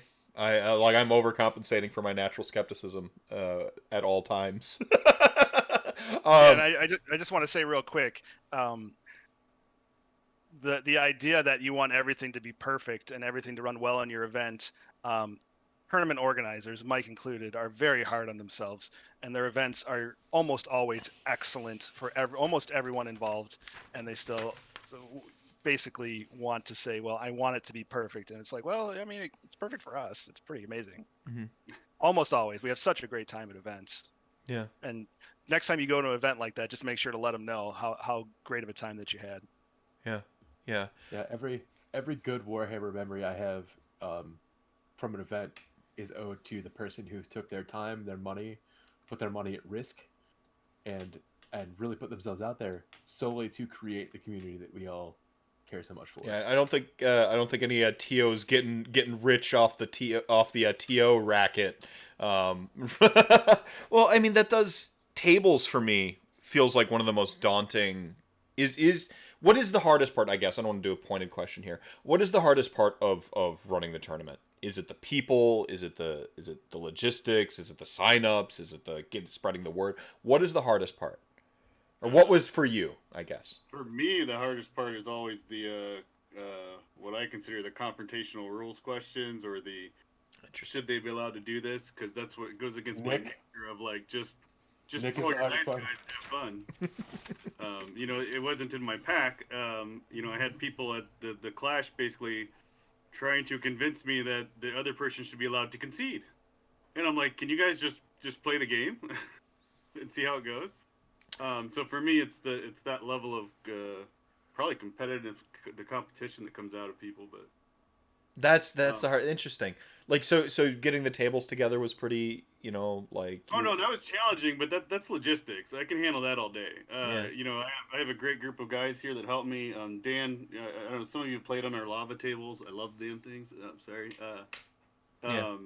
Dan was the mastermind behind those, and that's just busy work, right? I just sit there and we can just make the tables, we can bust them out. The monetary part is a different issue, right? Because the mats are not cheap. Right. When you're building your terrain from scratch out of just foam and whatnot, that's pretty inexpensive. Right. And then I invested in that 3D printer to print some terrain. So yeah.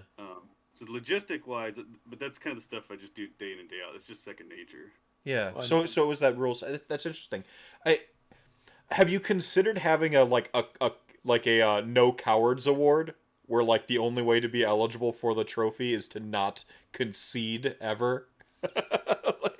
I don't think it happens very often. It's just, it threw me for a surprise, and because I never thought anyone would ever do that, it wasn't in the pack, so it made it even more Interesting. intense. Yeah, I mean, you don't know what you don't know. That's Exactly. There's so many different variables in that question as well, too, because it's like, hey, I walked up to the table and I saw this person and I don't like them. Can I concede? Or is it I'm playing my club mate and I'm going to concede so they can win and get a boost to the top? Or it's turn 4. We know the way the game's headed. I'm just going to concede now. The game is done without being done. I mean, there's so many different levels of it. It's kind of a hard question. Yeah, and this was before any dice are rolled, and it was explained to me is that this is a thing that happens at these team events. So I'm still not sure if that's true, but this is what I was told. Well, I mean, that's. This, Go ahead, Nick. No, go ahead first. So, this specific event, I owe Sean an apology. You cut out there. Sean. I'm sorry. You owe Sean an apology. I do. I was the worst opponent I've ever been to anyone in that game. I was self-deprecating. I had 2 buddies on my team that were about to not show up for day 2. Round 5, we're playing to not be last place, paired into Detroit, who's playing for the tournament. And I argued with Mike. I argued with Detroit. Eventually, I just sort of I was like, Sean, we played this game. You're gonna destroy me. It was relocation orb. So dice, I could not have played that game worse. I could not have played that game worse. And I got like 15 die rolls in a row that I needed went exactly my way, including a very specific 1 and then a 6. And so I talked trash against myself the whole game and ended up accidentally beating Sean. And then later I was like, wow, I've never had a moment of like, this sucks, to, oh wow, I'm the jerk. Hit me so hard. But it hit me like 3 months afterwards. And I started this like journey of like, why was I like that? How did this game, how can I be better? Was that the moment, or was it a series of moments where you wanted to like holistically improve? It was a series of moments, but it was that defining moment where it was like, I just realized like I was not the person that I should have been through that entire exchange, right? Like Detroit showed up to play good games, and it turns out the 2 guys that I thought didn't want to play Detroit and were going to quit the game had the best game of their whole tournament, playing Jake and Colin respectively. Yeah, kept one of them in the hobby, right? In general, and so I was just like, if you know me, you know that the thing I hate more than anything is being wrong. And I was just like, I was so wrong on so many levels here that it really inspired me to sort of like, how do I paint better? How do I be a better opponent? How do I create a community that I want to be part of? Because acting like that, like, that's not great, right? Like, Sean, to his credit, circled, I would play this person again, which he probably shouldn't have. He probably should have been like, never. Or if he did, it was, yes, I will scoop 5 easy points. But it made me really sort of realize, like, I sucked. Like, I was not a good person. I was not the person I wanted to be. I was not the person I wanted to play against. Well, this is maybe a teaching moment for people looking to get into the self-deprecating thing. It's a weird one, because like something happens to my lizard brain when I walk up to the guy who's like, oh man, yeah, I'm having the worst tournament, and like I'm sympathetic, right? But then when it shifts to the like, oh, I'm gonna lose this, you got this, because the flip side of that is if the person who's down, if the person who's down, the dice do go their way and they beat you, all that negative energy that they've been like hoarding just freaking rolls over onto you, right? Like it's such a weird, again, it just, in my lizard brain, just like I feel that when that happens, and so I try just personally not to do it to others. But we can't necessarily help our sincere emotions, and if we're vocalizing that we're having a bad day and we happen to be at a tournament, it's just I have no good thing to teach, but just something to be aware of. Like when you're in that self-deprecating mode, there's the humor side of it, but then there's that like, you keep hammering it and you're sucking the energy out of the game because, oh man, I don't got this. I'm screwed. So like, right. So our Seraphon player gave Jake a hell of a game. Brad played our Sylvaneth player, Matt, and that came down to a couple dice rolls, right? Like the orb went your way, and that shouldn't have been that kind of game, because that, like, you were playing the filthiest list in the history of Sigmar. Was that the Slanesh? Yeah, and ran into a bunch of Kurnoth hunters, right? And Old Slanesh. yeah, real Slanesh. Proper Slanesh. And that game, I mean, that game was tense. You guys went fully through 5, and like Brad said before we started the game, he's like, "You guys you're way better than you think you are," and that was proven. It's very hard to be the balance between trying to talk someone up for a game and try to have a good game of it and try to make sure that they know that they can still play in the game and not tipping the scales and coaching your opponent to beat you. Right. Because I've done that and it sucks.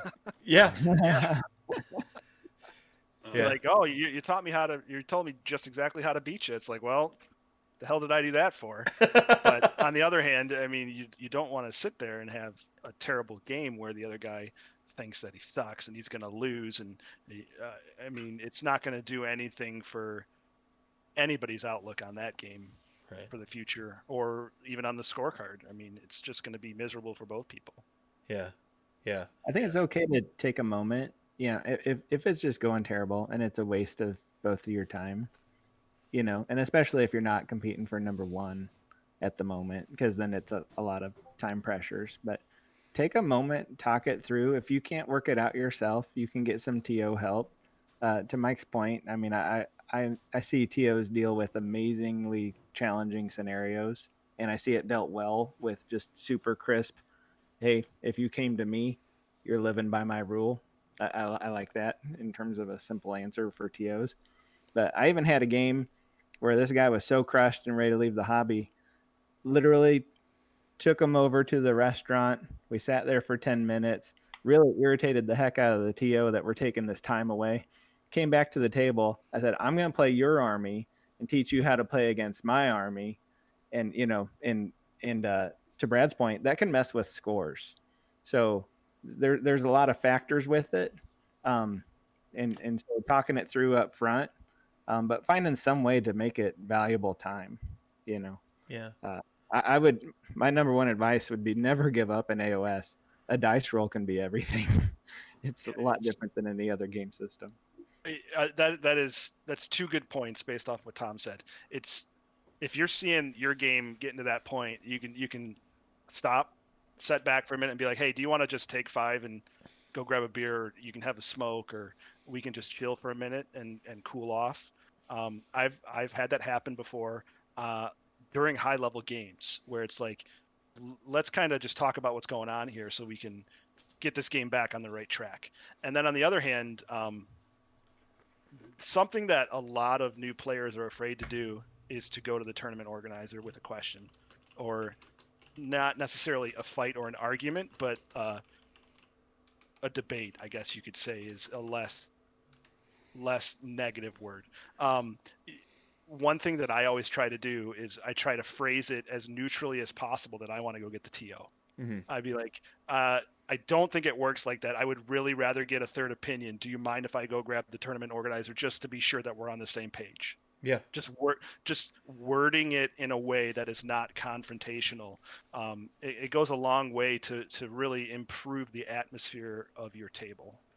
Well, this is a cultural thing, you know, like gaming culture, right? Like there's a negative connotation to the hand goes up, judge or TO, right? Like shifting that, like what you're doing is you're essentially shifting the context and or making it a more palatable context for that interaction. You know, one of my goals, if you know, I'll be helping Brendan with championships at Adepticon. One of my goals is like basically just a guy to read the FAQ to you if I need to, is to make it not a negative thing.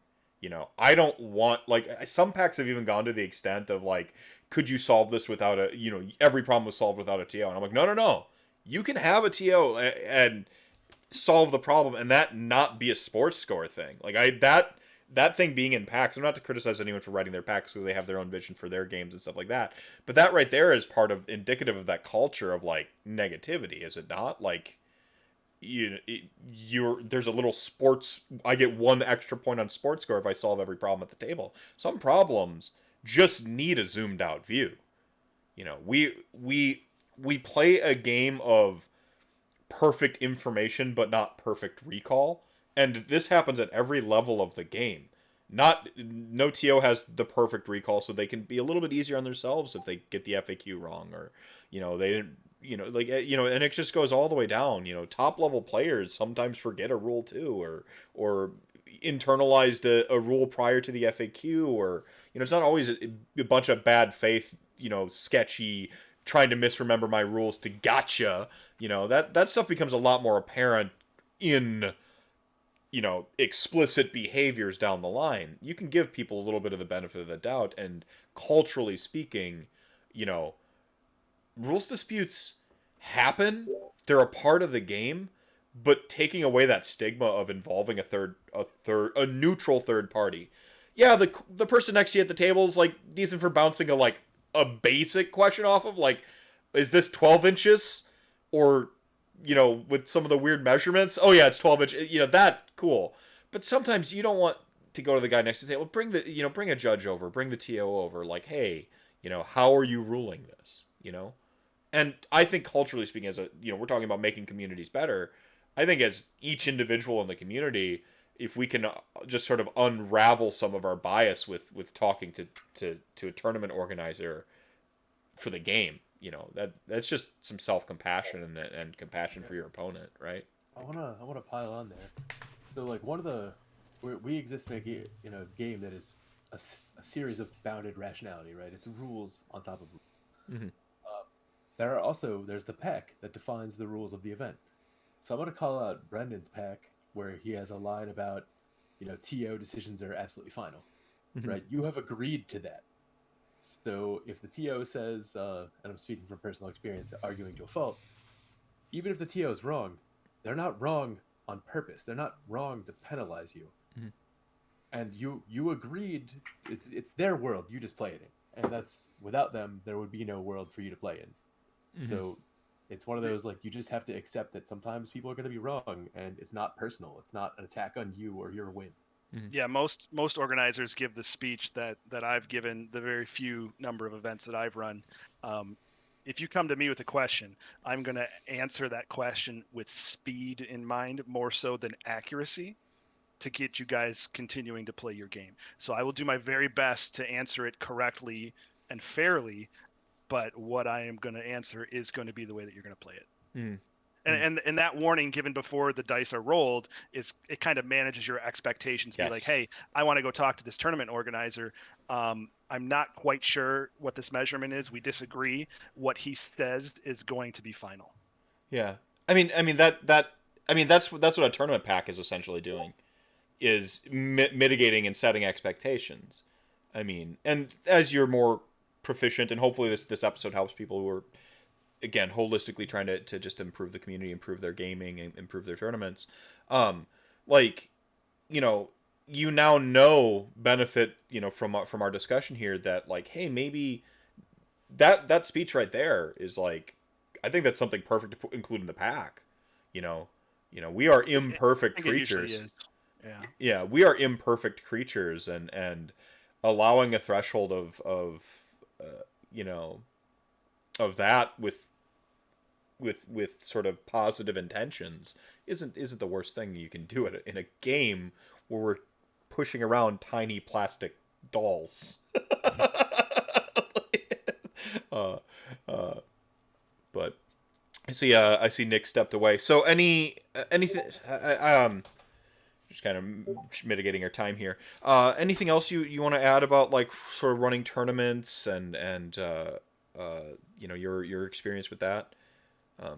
I guess, what are your expectations, Tom and then Brad, from a tournament you want to go to? Is it just all tournaments, or is there something in particular you see and you get excited for?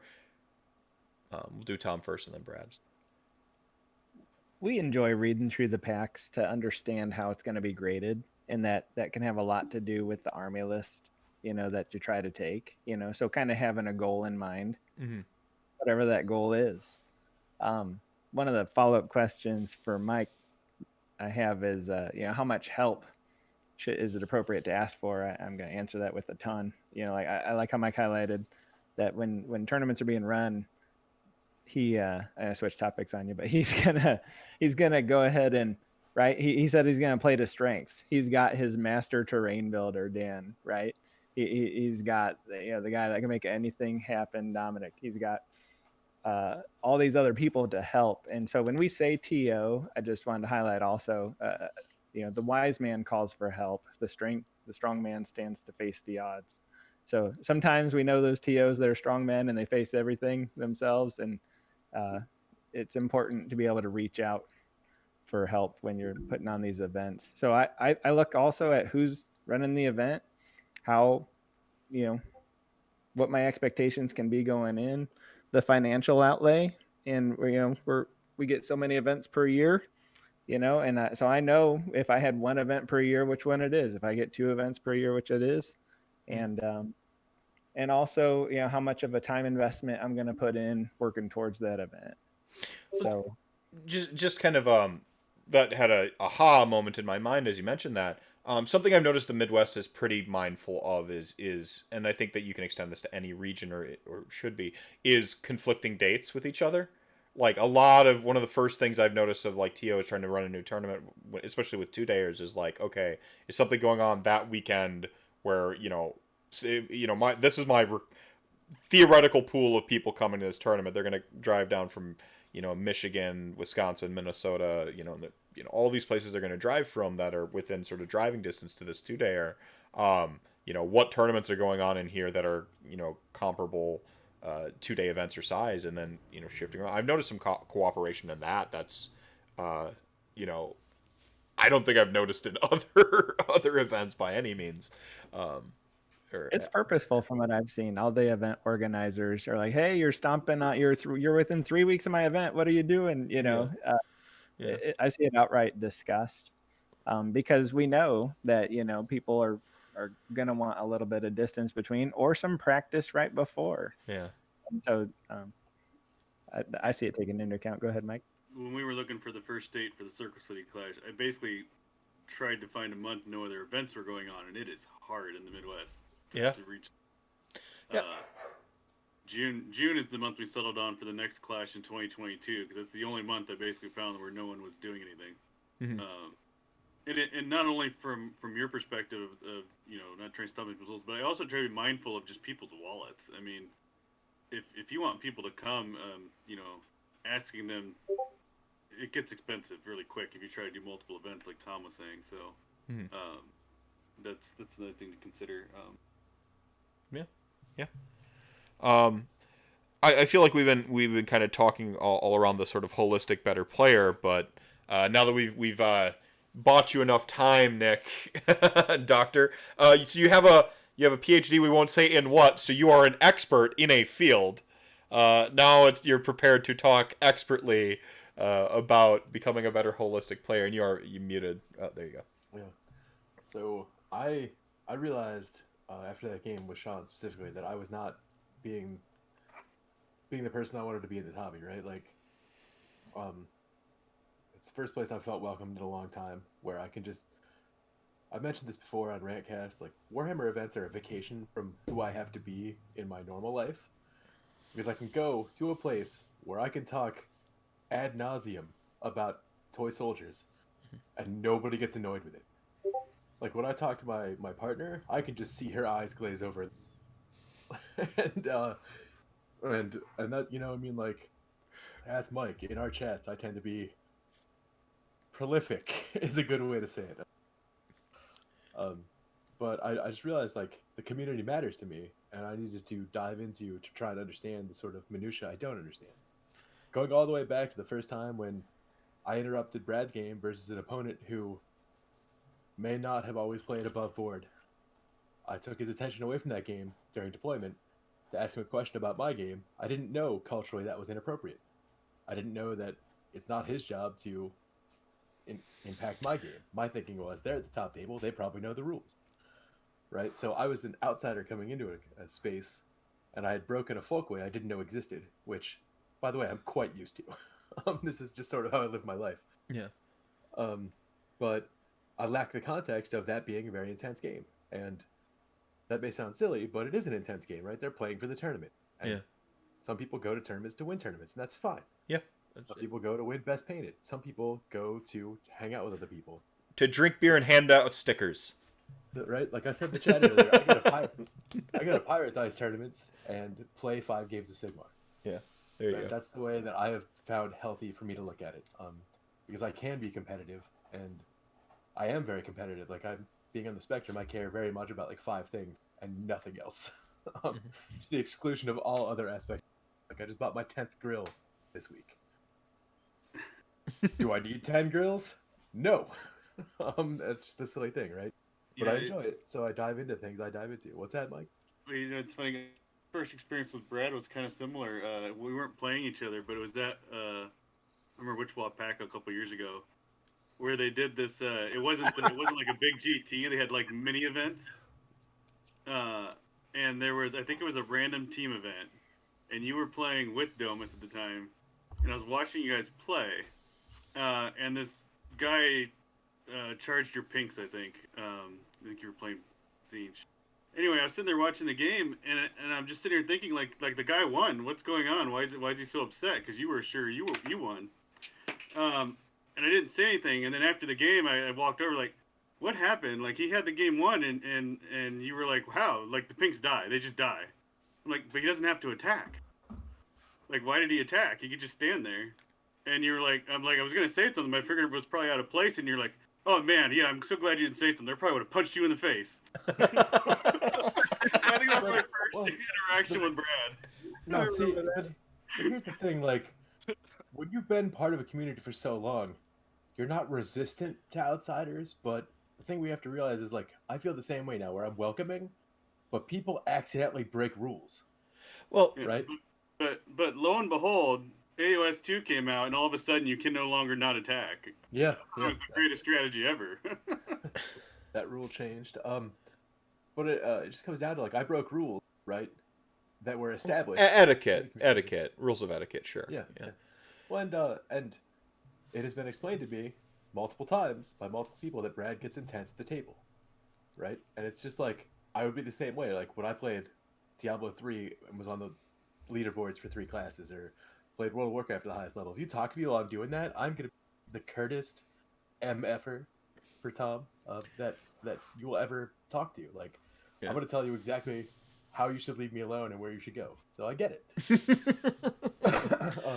Well, etiquette is tricky, especially I think about like a new player or even a seasoned player who's mostly played local and goes to an event, you know, like a for the first time. Nothing about etiquette is truly like inborn, right? I can pick up a Warhammer book and I can read the rules and I'm like, okay, I know how this operates when I like take it and go play against somebody. The etiquette stuff, touching people's dice, right? Like, you know, everyone here probably has a varying degree of dice, like where their hard line is over dice. Is it? I think COVID's, you know, switch, never touch my dice maybe is a little bit more prevalent now. But, you know, before I was like, oh yeah, ask, right? Or, you know, sometimes I've had people like just assume and like grab my dice and like, you know, that makes me lean back. You know, etiquette is difficult. I think it's keep your terrible luck off my dice. Yeah. Etiquette's difficult, and it's something that you learn. It's socialization. It's something that it's a behavior that you learn, and you mostly learn it when you step out of bounds. I think if you got a pet peeve, you should really tell somebody. You know, if even if it's normal, even if it's in your club. I mean, a lot of things go smoother just with that upfront conversation about whether you can touch my dice, whether you can touch my models, and how you deal with dice that aren't perfectly flat. A couple of things to talk through. Yeah, I mean, this goes back to like what you said sort of at the beginning is like being explicit and you know, having that initial conversation and stuff like that. I mean, nobody knows what's in your head. You know, you have to tell them, and it's hard because even as you learn the sort of like the unspoken rules of etiquette, we can help people in a couple ways, right? one, by being explicit and saying it. Turn zero is something I think we don't talk enough about as a community. Which would be that right when you walk up to the table and you start socializing. Um, I I don't like calling it turn zero because it almost codifies it as part of the game. But I do like it, and it's one of the things that well, I don't like calling it turn zero. I like Okay. it being turn. I like there being a turn zero. But Alright. just to clarify, go on. Well, I mean, having watched Brad and Sean and Jake play and Brendan play, it's so important, and they do it in such a way that it's, what does your list do? What does this do? Right? Like, watching them teaches you how to be that better opponent, Mhm. because they will very much tell you, like, Right. I've seen Brad say, like, now remember, I can teleport any of my units or whatever it was with Yeah. Change Host. Well, And, like, that's not something I would have thought to say. Right? yeah, I mean, see, and that's talking about the game, and that's super valid. And I think that most people have an awareness of that. The social aspect, the community side of it, I think is less perceptible. I think people aren't so aware of, like, hey man, I don't want to be I don't want to be mean or anything. I don't want to be a jerk or anything, but I don't really like people touching my dice, or that can be difficult to say, but that could be something that, like, is building a better community. We do normalize, like, as part of that, like, this is my list does, and this is the kind of game I want, right? These are the if you do have a strong pet peeve, state it. If you have a minor pet peeve but it's not really a big deal, then have a threshold of tolerance for an opponent who might not know better, right? Like, I think touching people's models feels like one of those inborn things we learned as a kid. You don't grab other people's toys, right? Like, that one feels pretty. That one feels like that one's okay. That you don't. I shouldn't have to tell you, like, don't touch my stuff unless you ask. But like some of the other stuff, like, you can talk about, like, the WWE style event, right, where people are wearing lucha libre masks and coming out, like, am I supposed to be, like, clapping? Like, we don't. There are some parts where, like, people are locked in and they're intense in the game, but, like, is this Mystery Science Theater? Like, because they came out and were waving, like, there are some other stuff where it's like, well, how do we, where are those boundaries? Obviously, don't coach, don't tell people what to do during the game.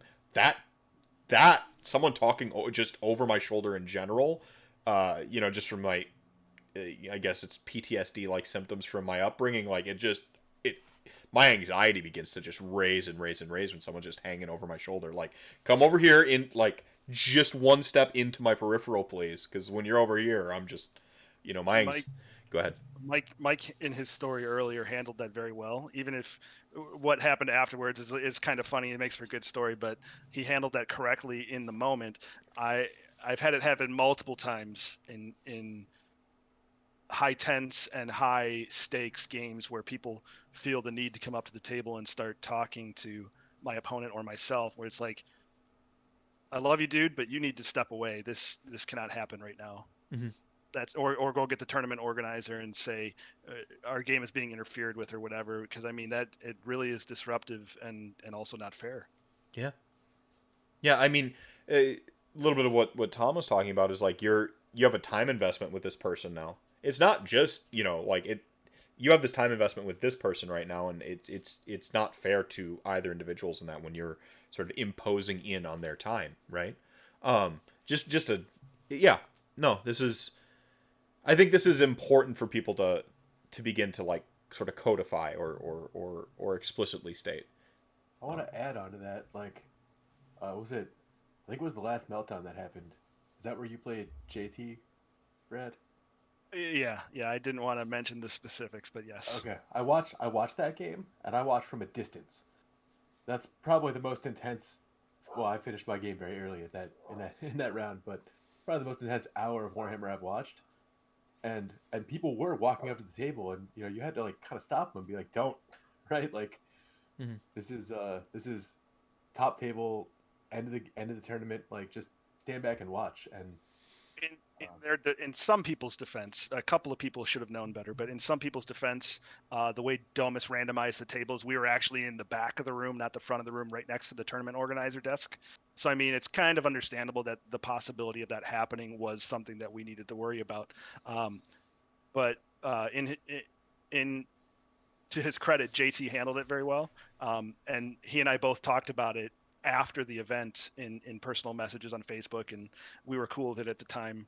And afterwards, where we're like, hey man, I'm sorry it kind of went down like that. I just wanted to make sure that it was kind of a weird thing during the game, but we're cool and that sort of stuff. So I mean, even during the game, we kind of talked it out and be like, hey, we'll get the judge and make sure that everything's smooth. And it's those sort of interactions that if you learn to handle those the correct way, it it makes people want to play with you more, even if it was kind of like a little weird thing that Awkward, maybe yeah. wasn't the most fun and friendly and happy-go-lucky game ever. But I mean, that you can kind of build a friendship from that going through. Um, it's kind of disingenuous to call it adversity in a Warhammer game, but right? I But mean, it seems silly, but I would call it disingenuous. Like it's maybe not to the height of, but yeah, go on. Yeah, there's adversity. Adversity everywhere. It can be a teaching moment. It doesn't matter where it is. Like I could spill a water and like glass of water and learn not to put my cup on the edge of the table. It's all about learning, right? Go on. And the important thing for handling that situation is to make sure that you handle it fairly for both parties, even if it's like their friend coaching them and they don't feel comfortable telling him to get out of here. Mhm. And it's like, hey man, it's not cool that you're doing that sort of thing. And I mean, even talking through it like that is it can be hard for some people, but it's something that's very important to kind of realize and learn that those rules of etiquette, that like the things that we've been talking about. Yeah, yeah. I mean, I really love this talking to your opponent after the game's over thing. I think this is really important, especially if you mean to stick around and go to tournaments more. I mean, it's probably not going to be the last time you see these individuals. Um, you don't have to be their best buddy, but that sort of like falling action of like, especially like, okay, now it's been like the next day and like I know the person who I played. I look up, oh yeah, they've got social media. I can send them a DM real quick and be like, look, I'm sorry about this thing that happened, or like, are we cool? Like, it seemed a little awkward there. You can do that again, because if you're going to see these people again and again, and the real thing I'm trying to teach you here is to game sports. This is how you game sports. Well, that was going to be my follow-up point. Is if you do it after the event, it's not disingenuous. You're not doing it to try to squeeze an extra point out of them. Yeah, no. Oh, I will take that point though. By the way. yeah, me too. Yeah, this is why I bring a legal beer. The mask can come off now. I've been lying to you all the whole time. I'm not actually a nice guy. I'm a gaming monster. No, got him. The real Nagash hasn't been my favorite character this entire time. This has been an elaborate cover because I was bringing filth on purpose. You own it. Just own it. Yeah. Send thank you letter 3 hours after the game to make sure they remember you for sports vote. I'm talking about the next time, the next tournament. You want to hedge your bets every the long game. Yeah. No, I think it's just that you're talking community. I don't have to like you to get along with you.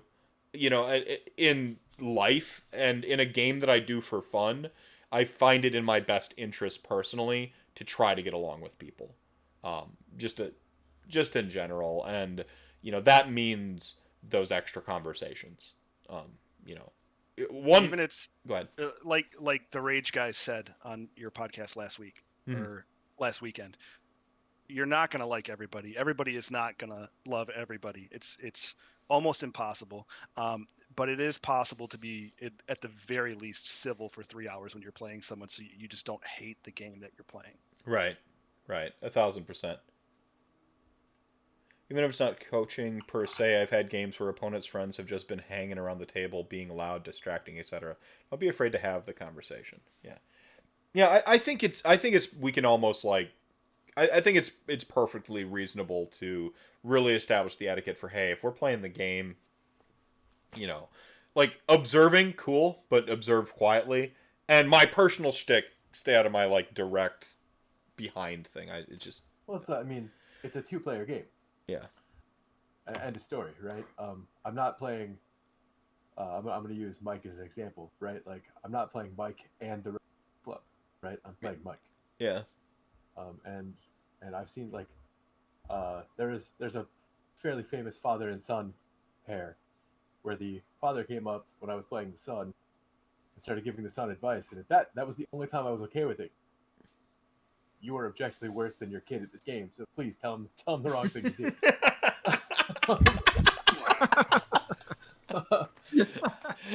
but I mean, father didn't have a GT win at 15. So that was just one of those times where I was like, but I eventually had to be like, hey, I love you, man, but this is a 2-player game. Yeah.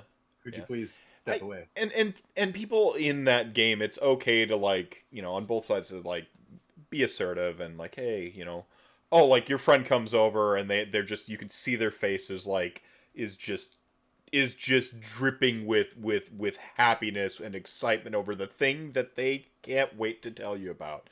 But you're gonna be like, hey, catch up with you after the game, like. Or in that case, I mean, I'm fairly okay. I think Brad is fairly okay. I think Mike is fairly okay telling anyone anything. Tom will do it in a much nicer way than any of the three of us. But like, there are some people in this community who do not have the ability to speak up either for themselves or tell someone to do something. This goes to them.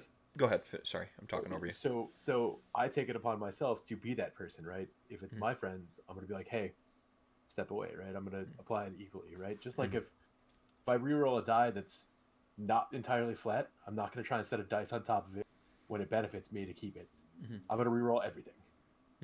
No, let's be consistent in terms of stuff like that. Like, in terms of like the corner cases of anything, this is where like I tend to like I'm almost always consistent in measuring movement, like just whatever you start to establish. And if you do something that you don't normally do in a game, like, it's okay to like continue that like normally I roll everything that looks like a cocked die, but like my opponent is like we do the dice rule on cocked dice, and I'm like all right, dude, I was just I was gonna re-roll it or whatever, and then like now they want to do the dice rule. I'm like, we'll do it your way, man, whatever.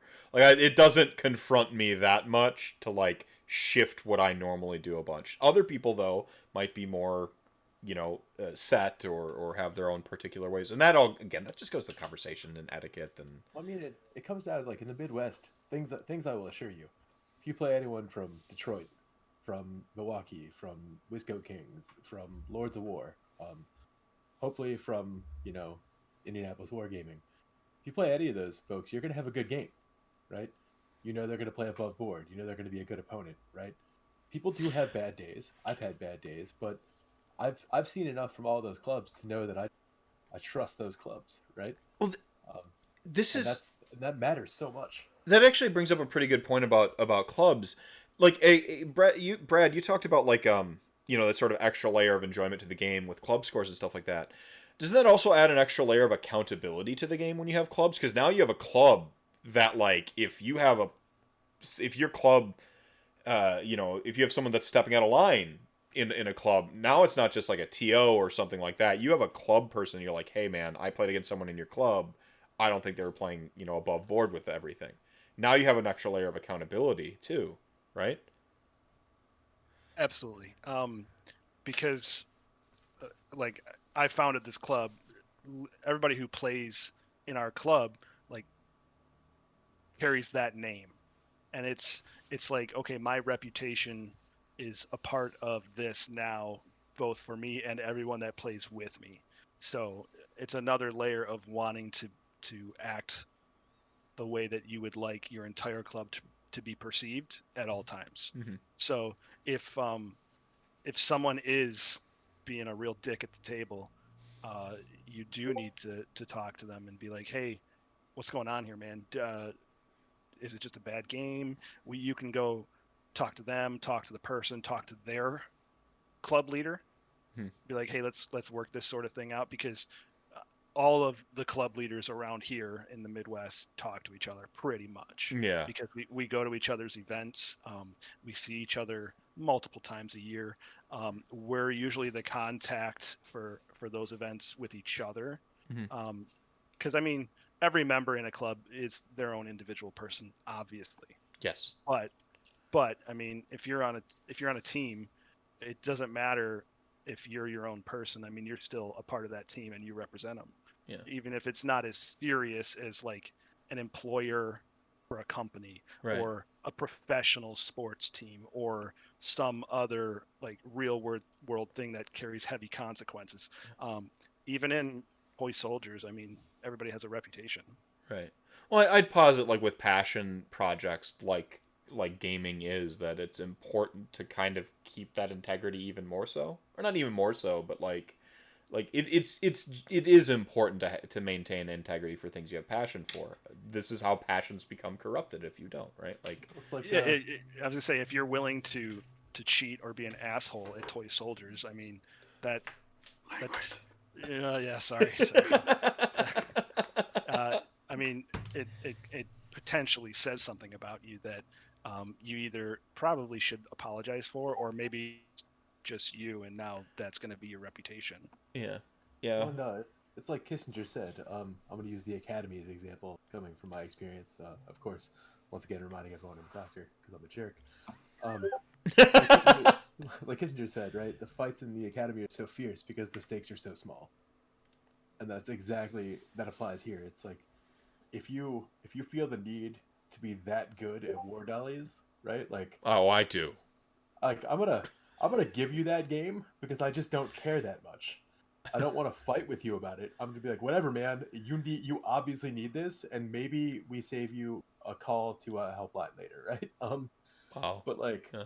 that's some but I can understand somebody like not knowing how to deal with that, and I do feel like we've talked about hidden disabilities or invisible disabilities in Sigmar. Like I would wager the representation of mental illness in gaming probably higher than that in the general population. If you've seen the amount of plastic in my basement, you would definitely diagnose me with something. Well, I think that Fair. goes back to the Island of Misfit Toys a little bit. Like, I noticed, and I've said this before, our demographic of gamers tends to be socially marginalized people and veterans, and these are two groups that have historically a little bit higher levels of some sort of mental health issues. This is why I self-promotion time on my own stream. This is why I did the Rantathon. Like, I think that mental health is one of the most important things. This is why some people can have just have bad days at the table. Having some threshold of compassion for other people. If I'm gonna get on my like pseudo philosophical soapbox for a minute, I think compassion and passion, like those things, will help you operate pretty decently in a space with other humans. And gaming is just a really good framework for it. If I see somebody rock up to the table wearing a club, and it's not a club decidedly negative things, like I can presuppose one thing about that opponent: they are tolerable enough to remain in a club. Interesting. Right? Like enough people can put up with them that they haven't been kicked out yet. I have a whole new club I want to start now, by the way. Like, we're gonna be the Eddie Guerrero of the Midwest. Like, just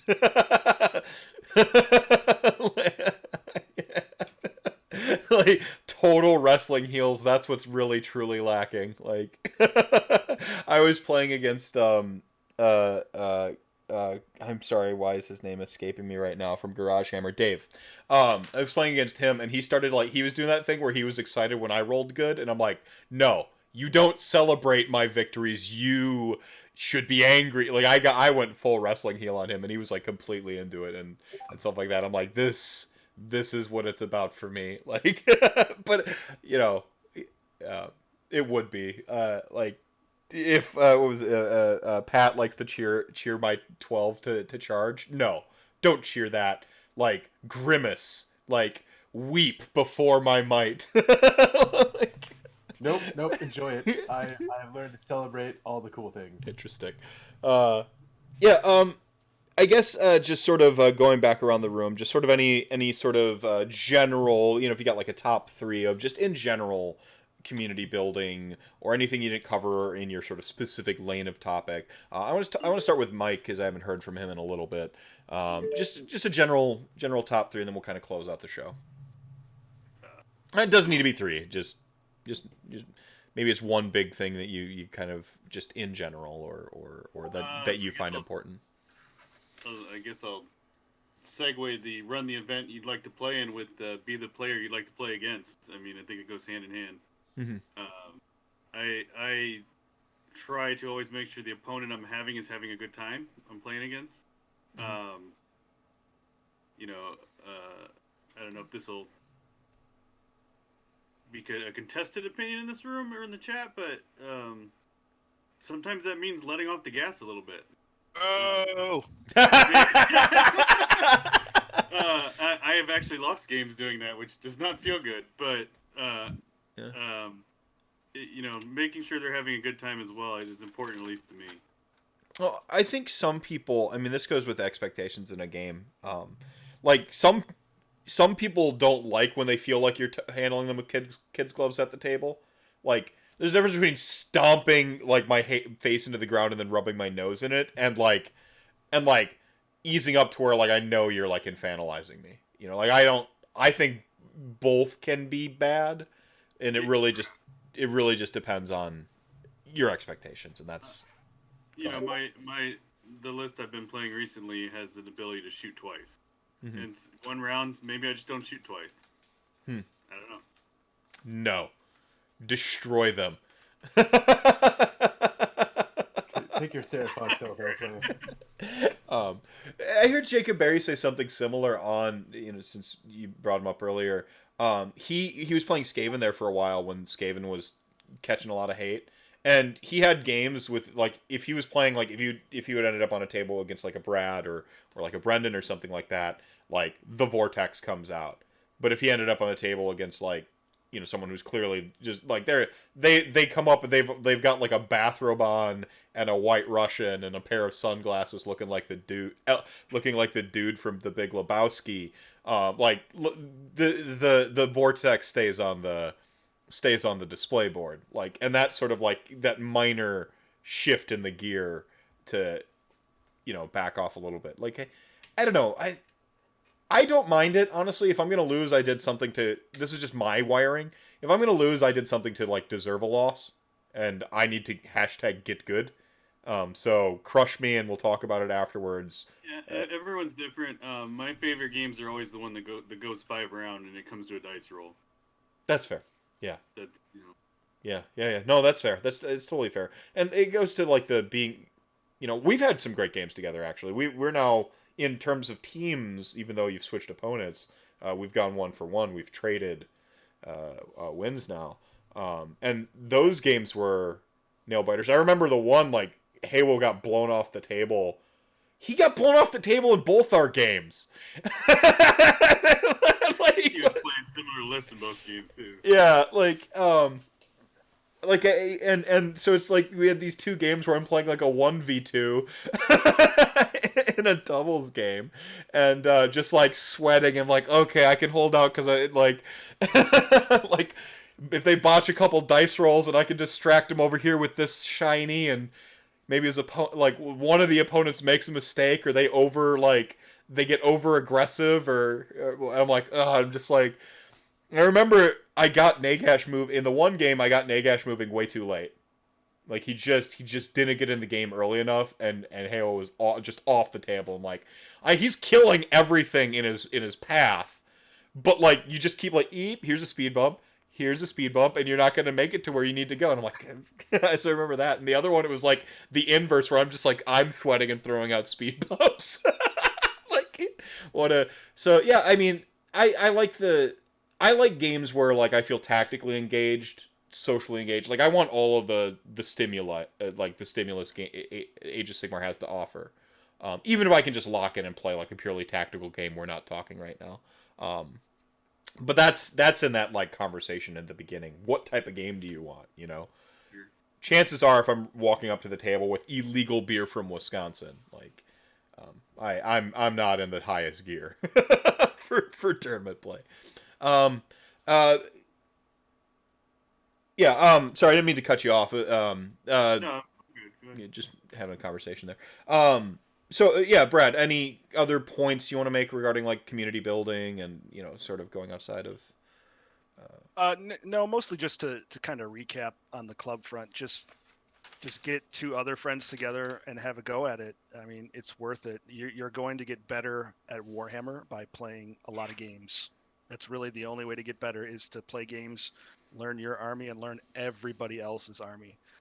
And the more you do that with a certain small group, the better you're all going to get together, which is the story of our club. We play a lot of games together, which leads to us playing a lot of games together at a high level. I mean, you have to start somewhere to get to the finish line.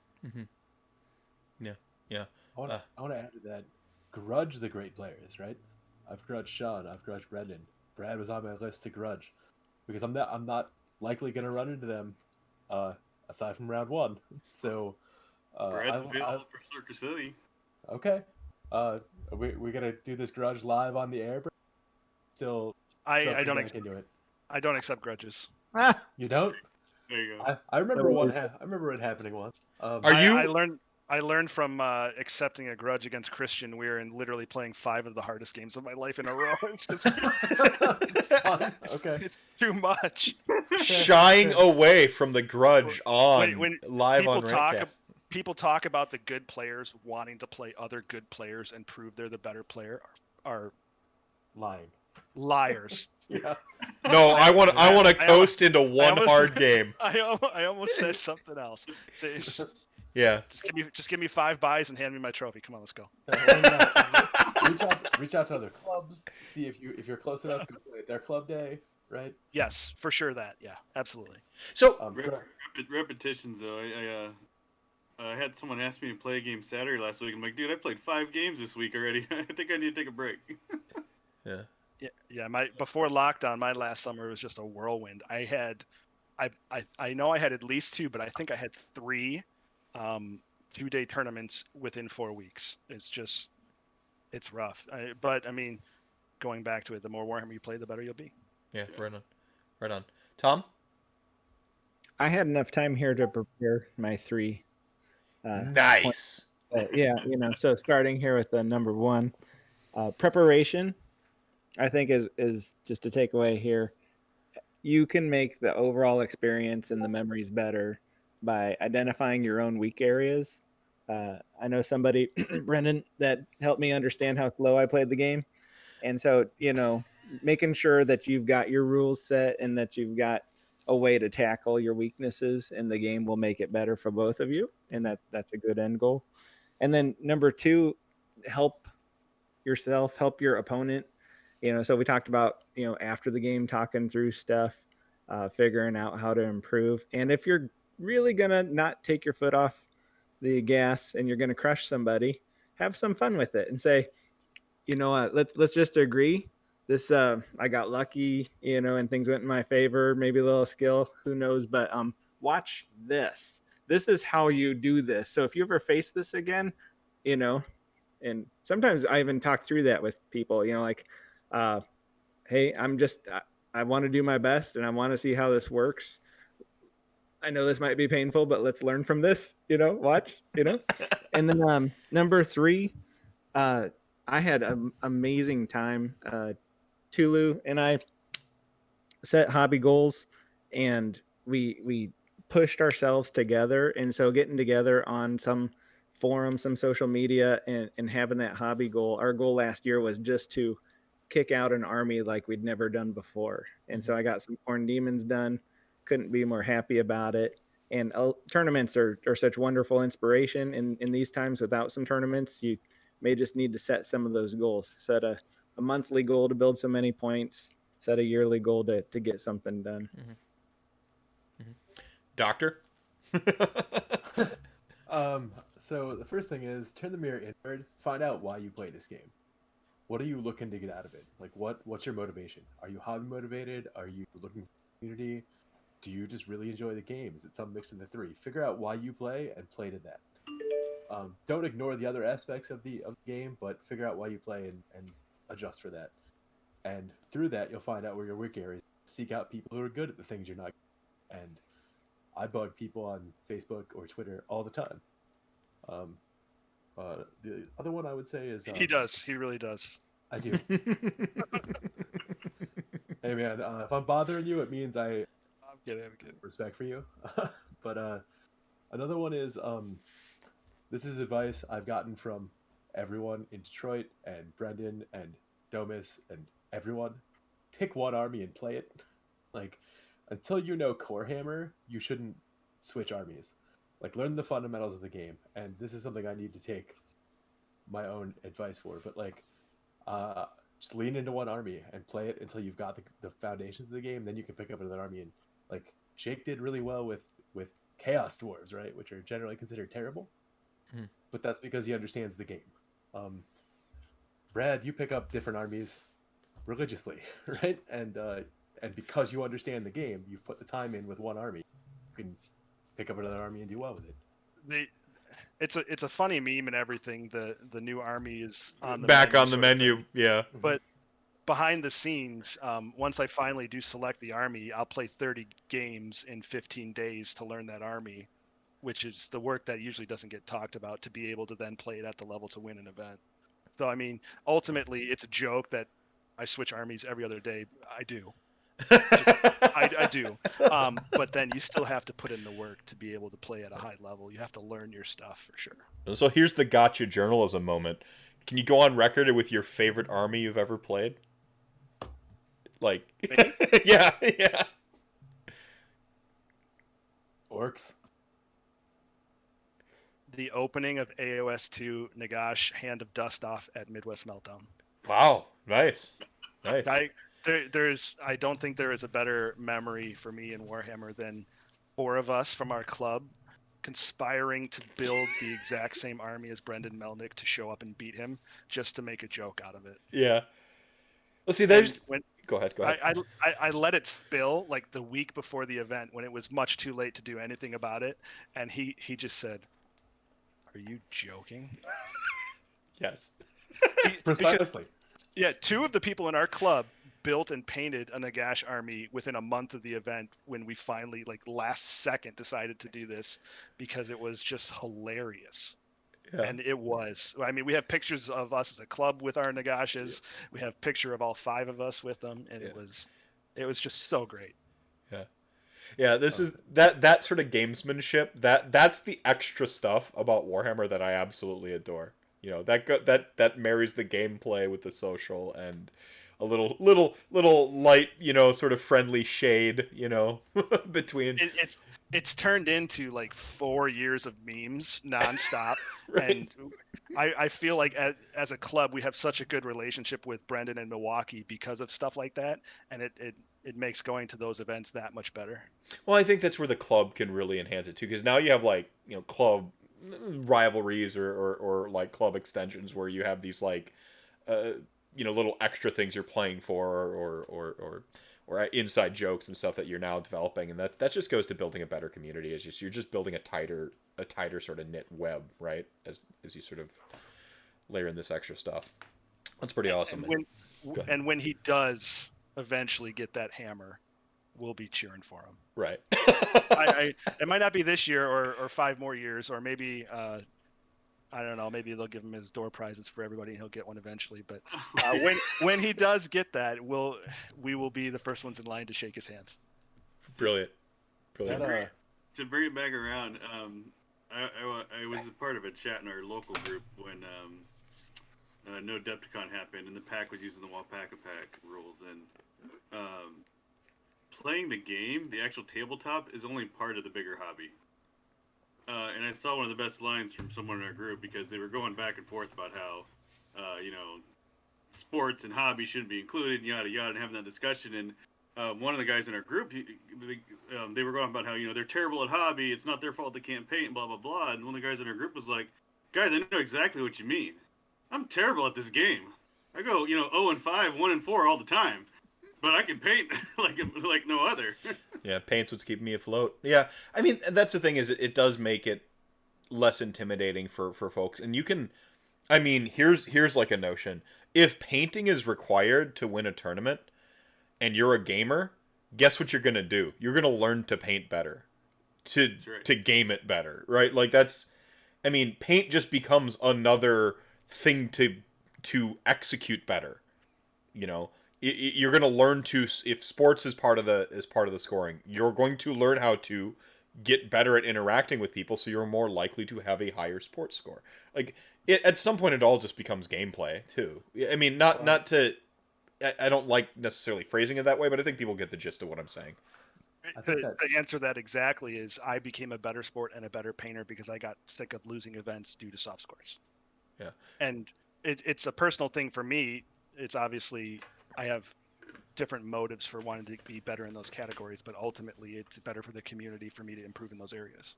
Right. I'll piggyback on that. It's something we learned at our job and some leadership training. We don't call them soft skills. We'll call them essential scores, essential skills. Yeah. There's nothing soft Awesome. about them. well that ties into my third point, which is win or lose with class. Like we often say win with class, lose with class is also important, right? Now, play every game like you're trying to become best friends with the person you're playing with, regardless who they are. Now, don't get me wrong. There are some people who just need to be beat and tabled in 17 minutes. That needs to happen occasionally. But for the most part, like you should be a classy opponent. Yeah. And Well, who would have said it's humility in victory, grace in defeat. Like you want to like this is. That just makes it more enjoyable. That being said, there is a good, like, the first time you table somebody, in me anyway, there's that little bit of like, yeah, like when you get the, or you're Tom McClure and you rock up and you set your pestilence up against my Nurgle, and he goes up and I'm like, oh, you get to run in charge. He's like, oh, I do? That's so cool. Better, Nick. All right, folks. Oh, go ahead. He absolutely wrecked me that game, but I've never had more fun losing. That's funny. Your goal also doesn't have to be hardware. Your goal, I heard somebody say, hey, take a terrible list and try not to lose every game. And nothing to do with the actual event awards, right? Make your own Brew City Make Brawl your award.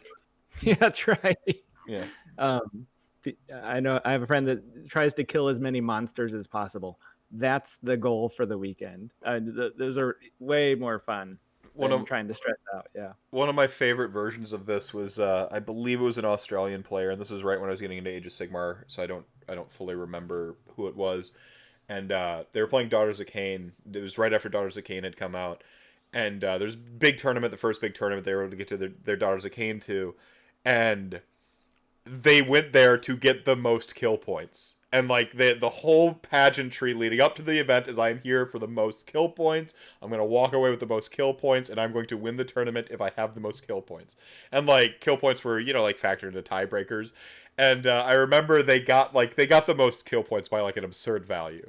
And like they were like middle of the pack in terms of like the who had won like 50 out of 100, like pure middle of the pack.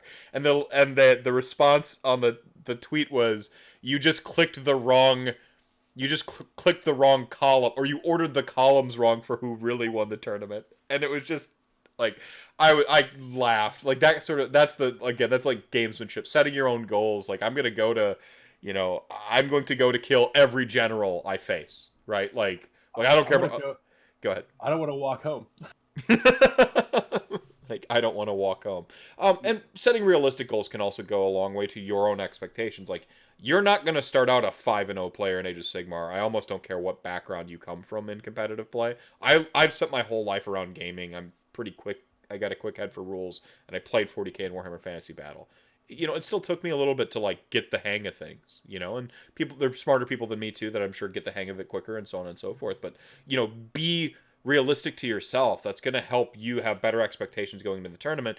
It's going to keep that chip off your shoulder a little bit too. If you run into like someone from Detroit or Brendan or Trunzo or one of these people, they're probably going to stomp you if you think you're the big fish in your small pond back home to come here and find out we got sharks at a tournament, right? Like having more realistic goals.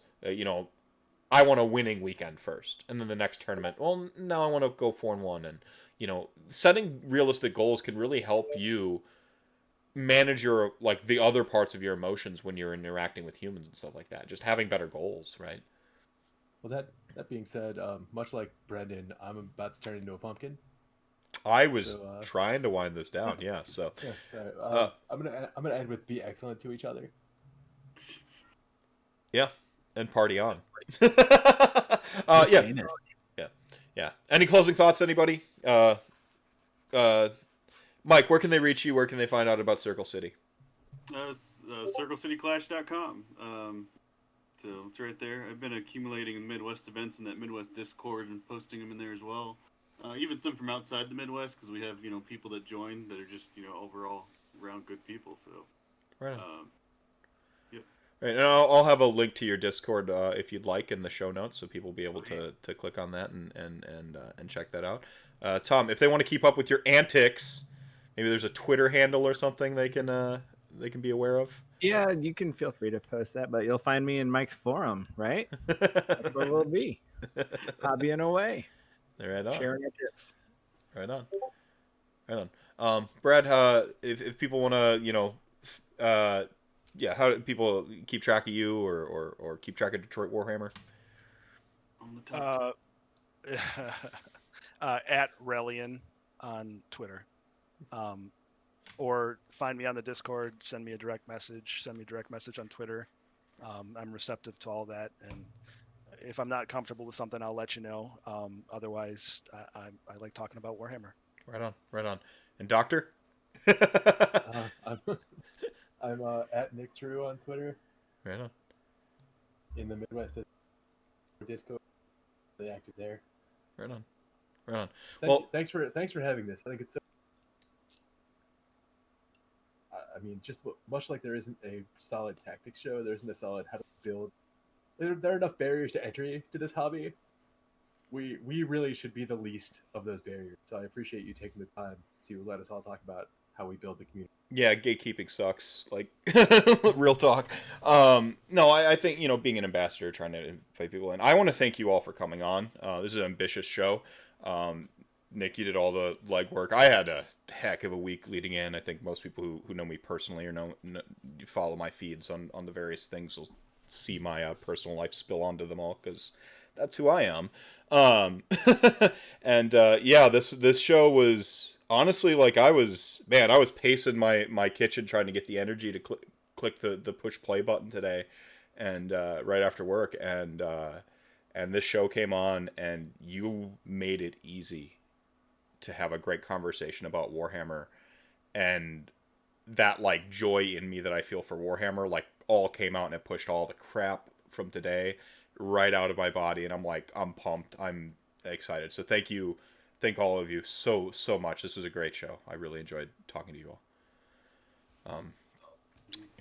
And of course, chat gang, you are the show within the show, the reason we do this thing. Remember to drink your milk, pay your taxes, and maybe visit a blood bank in the near future. I hear some Soul Blighter coming. We'll catch you all later. Have a great evening. Take care.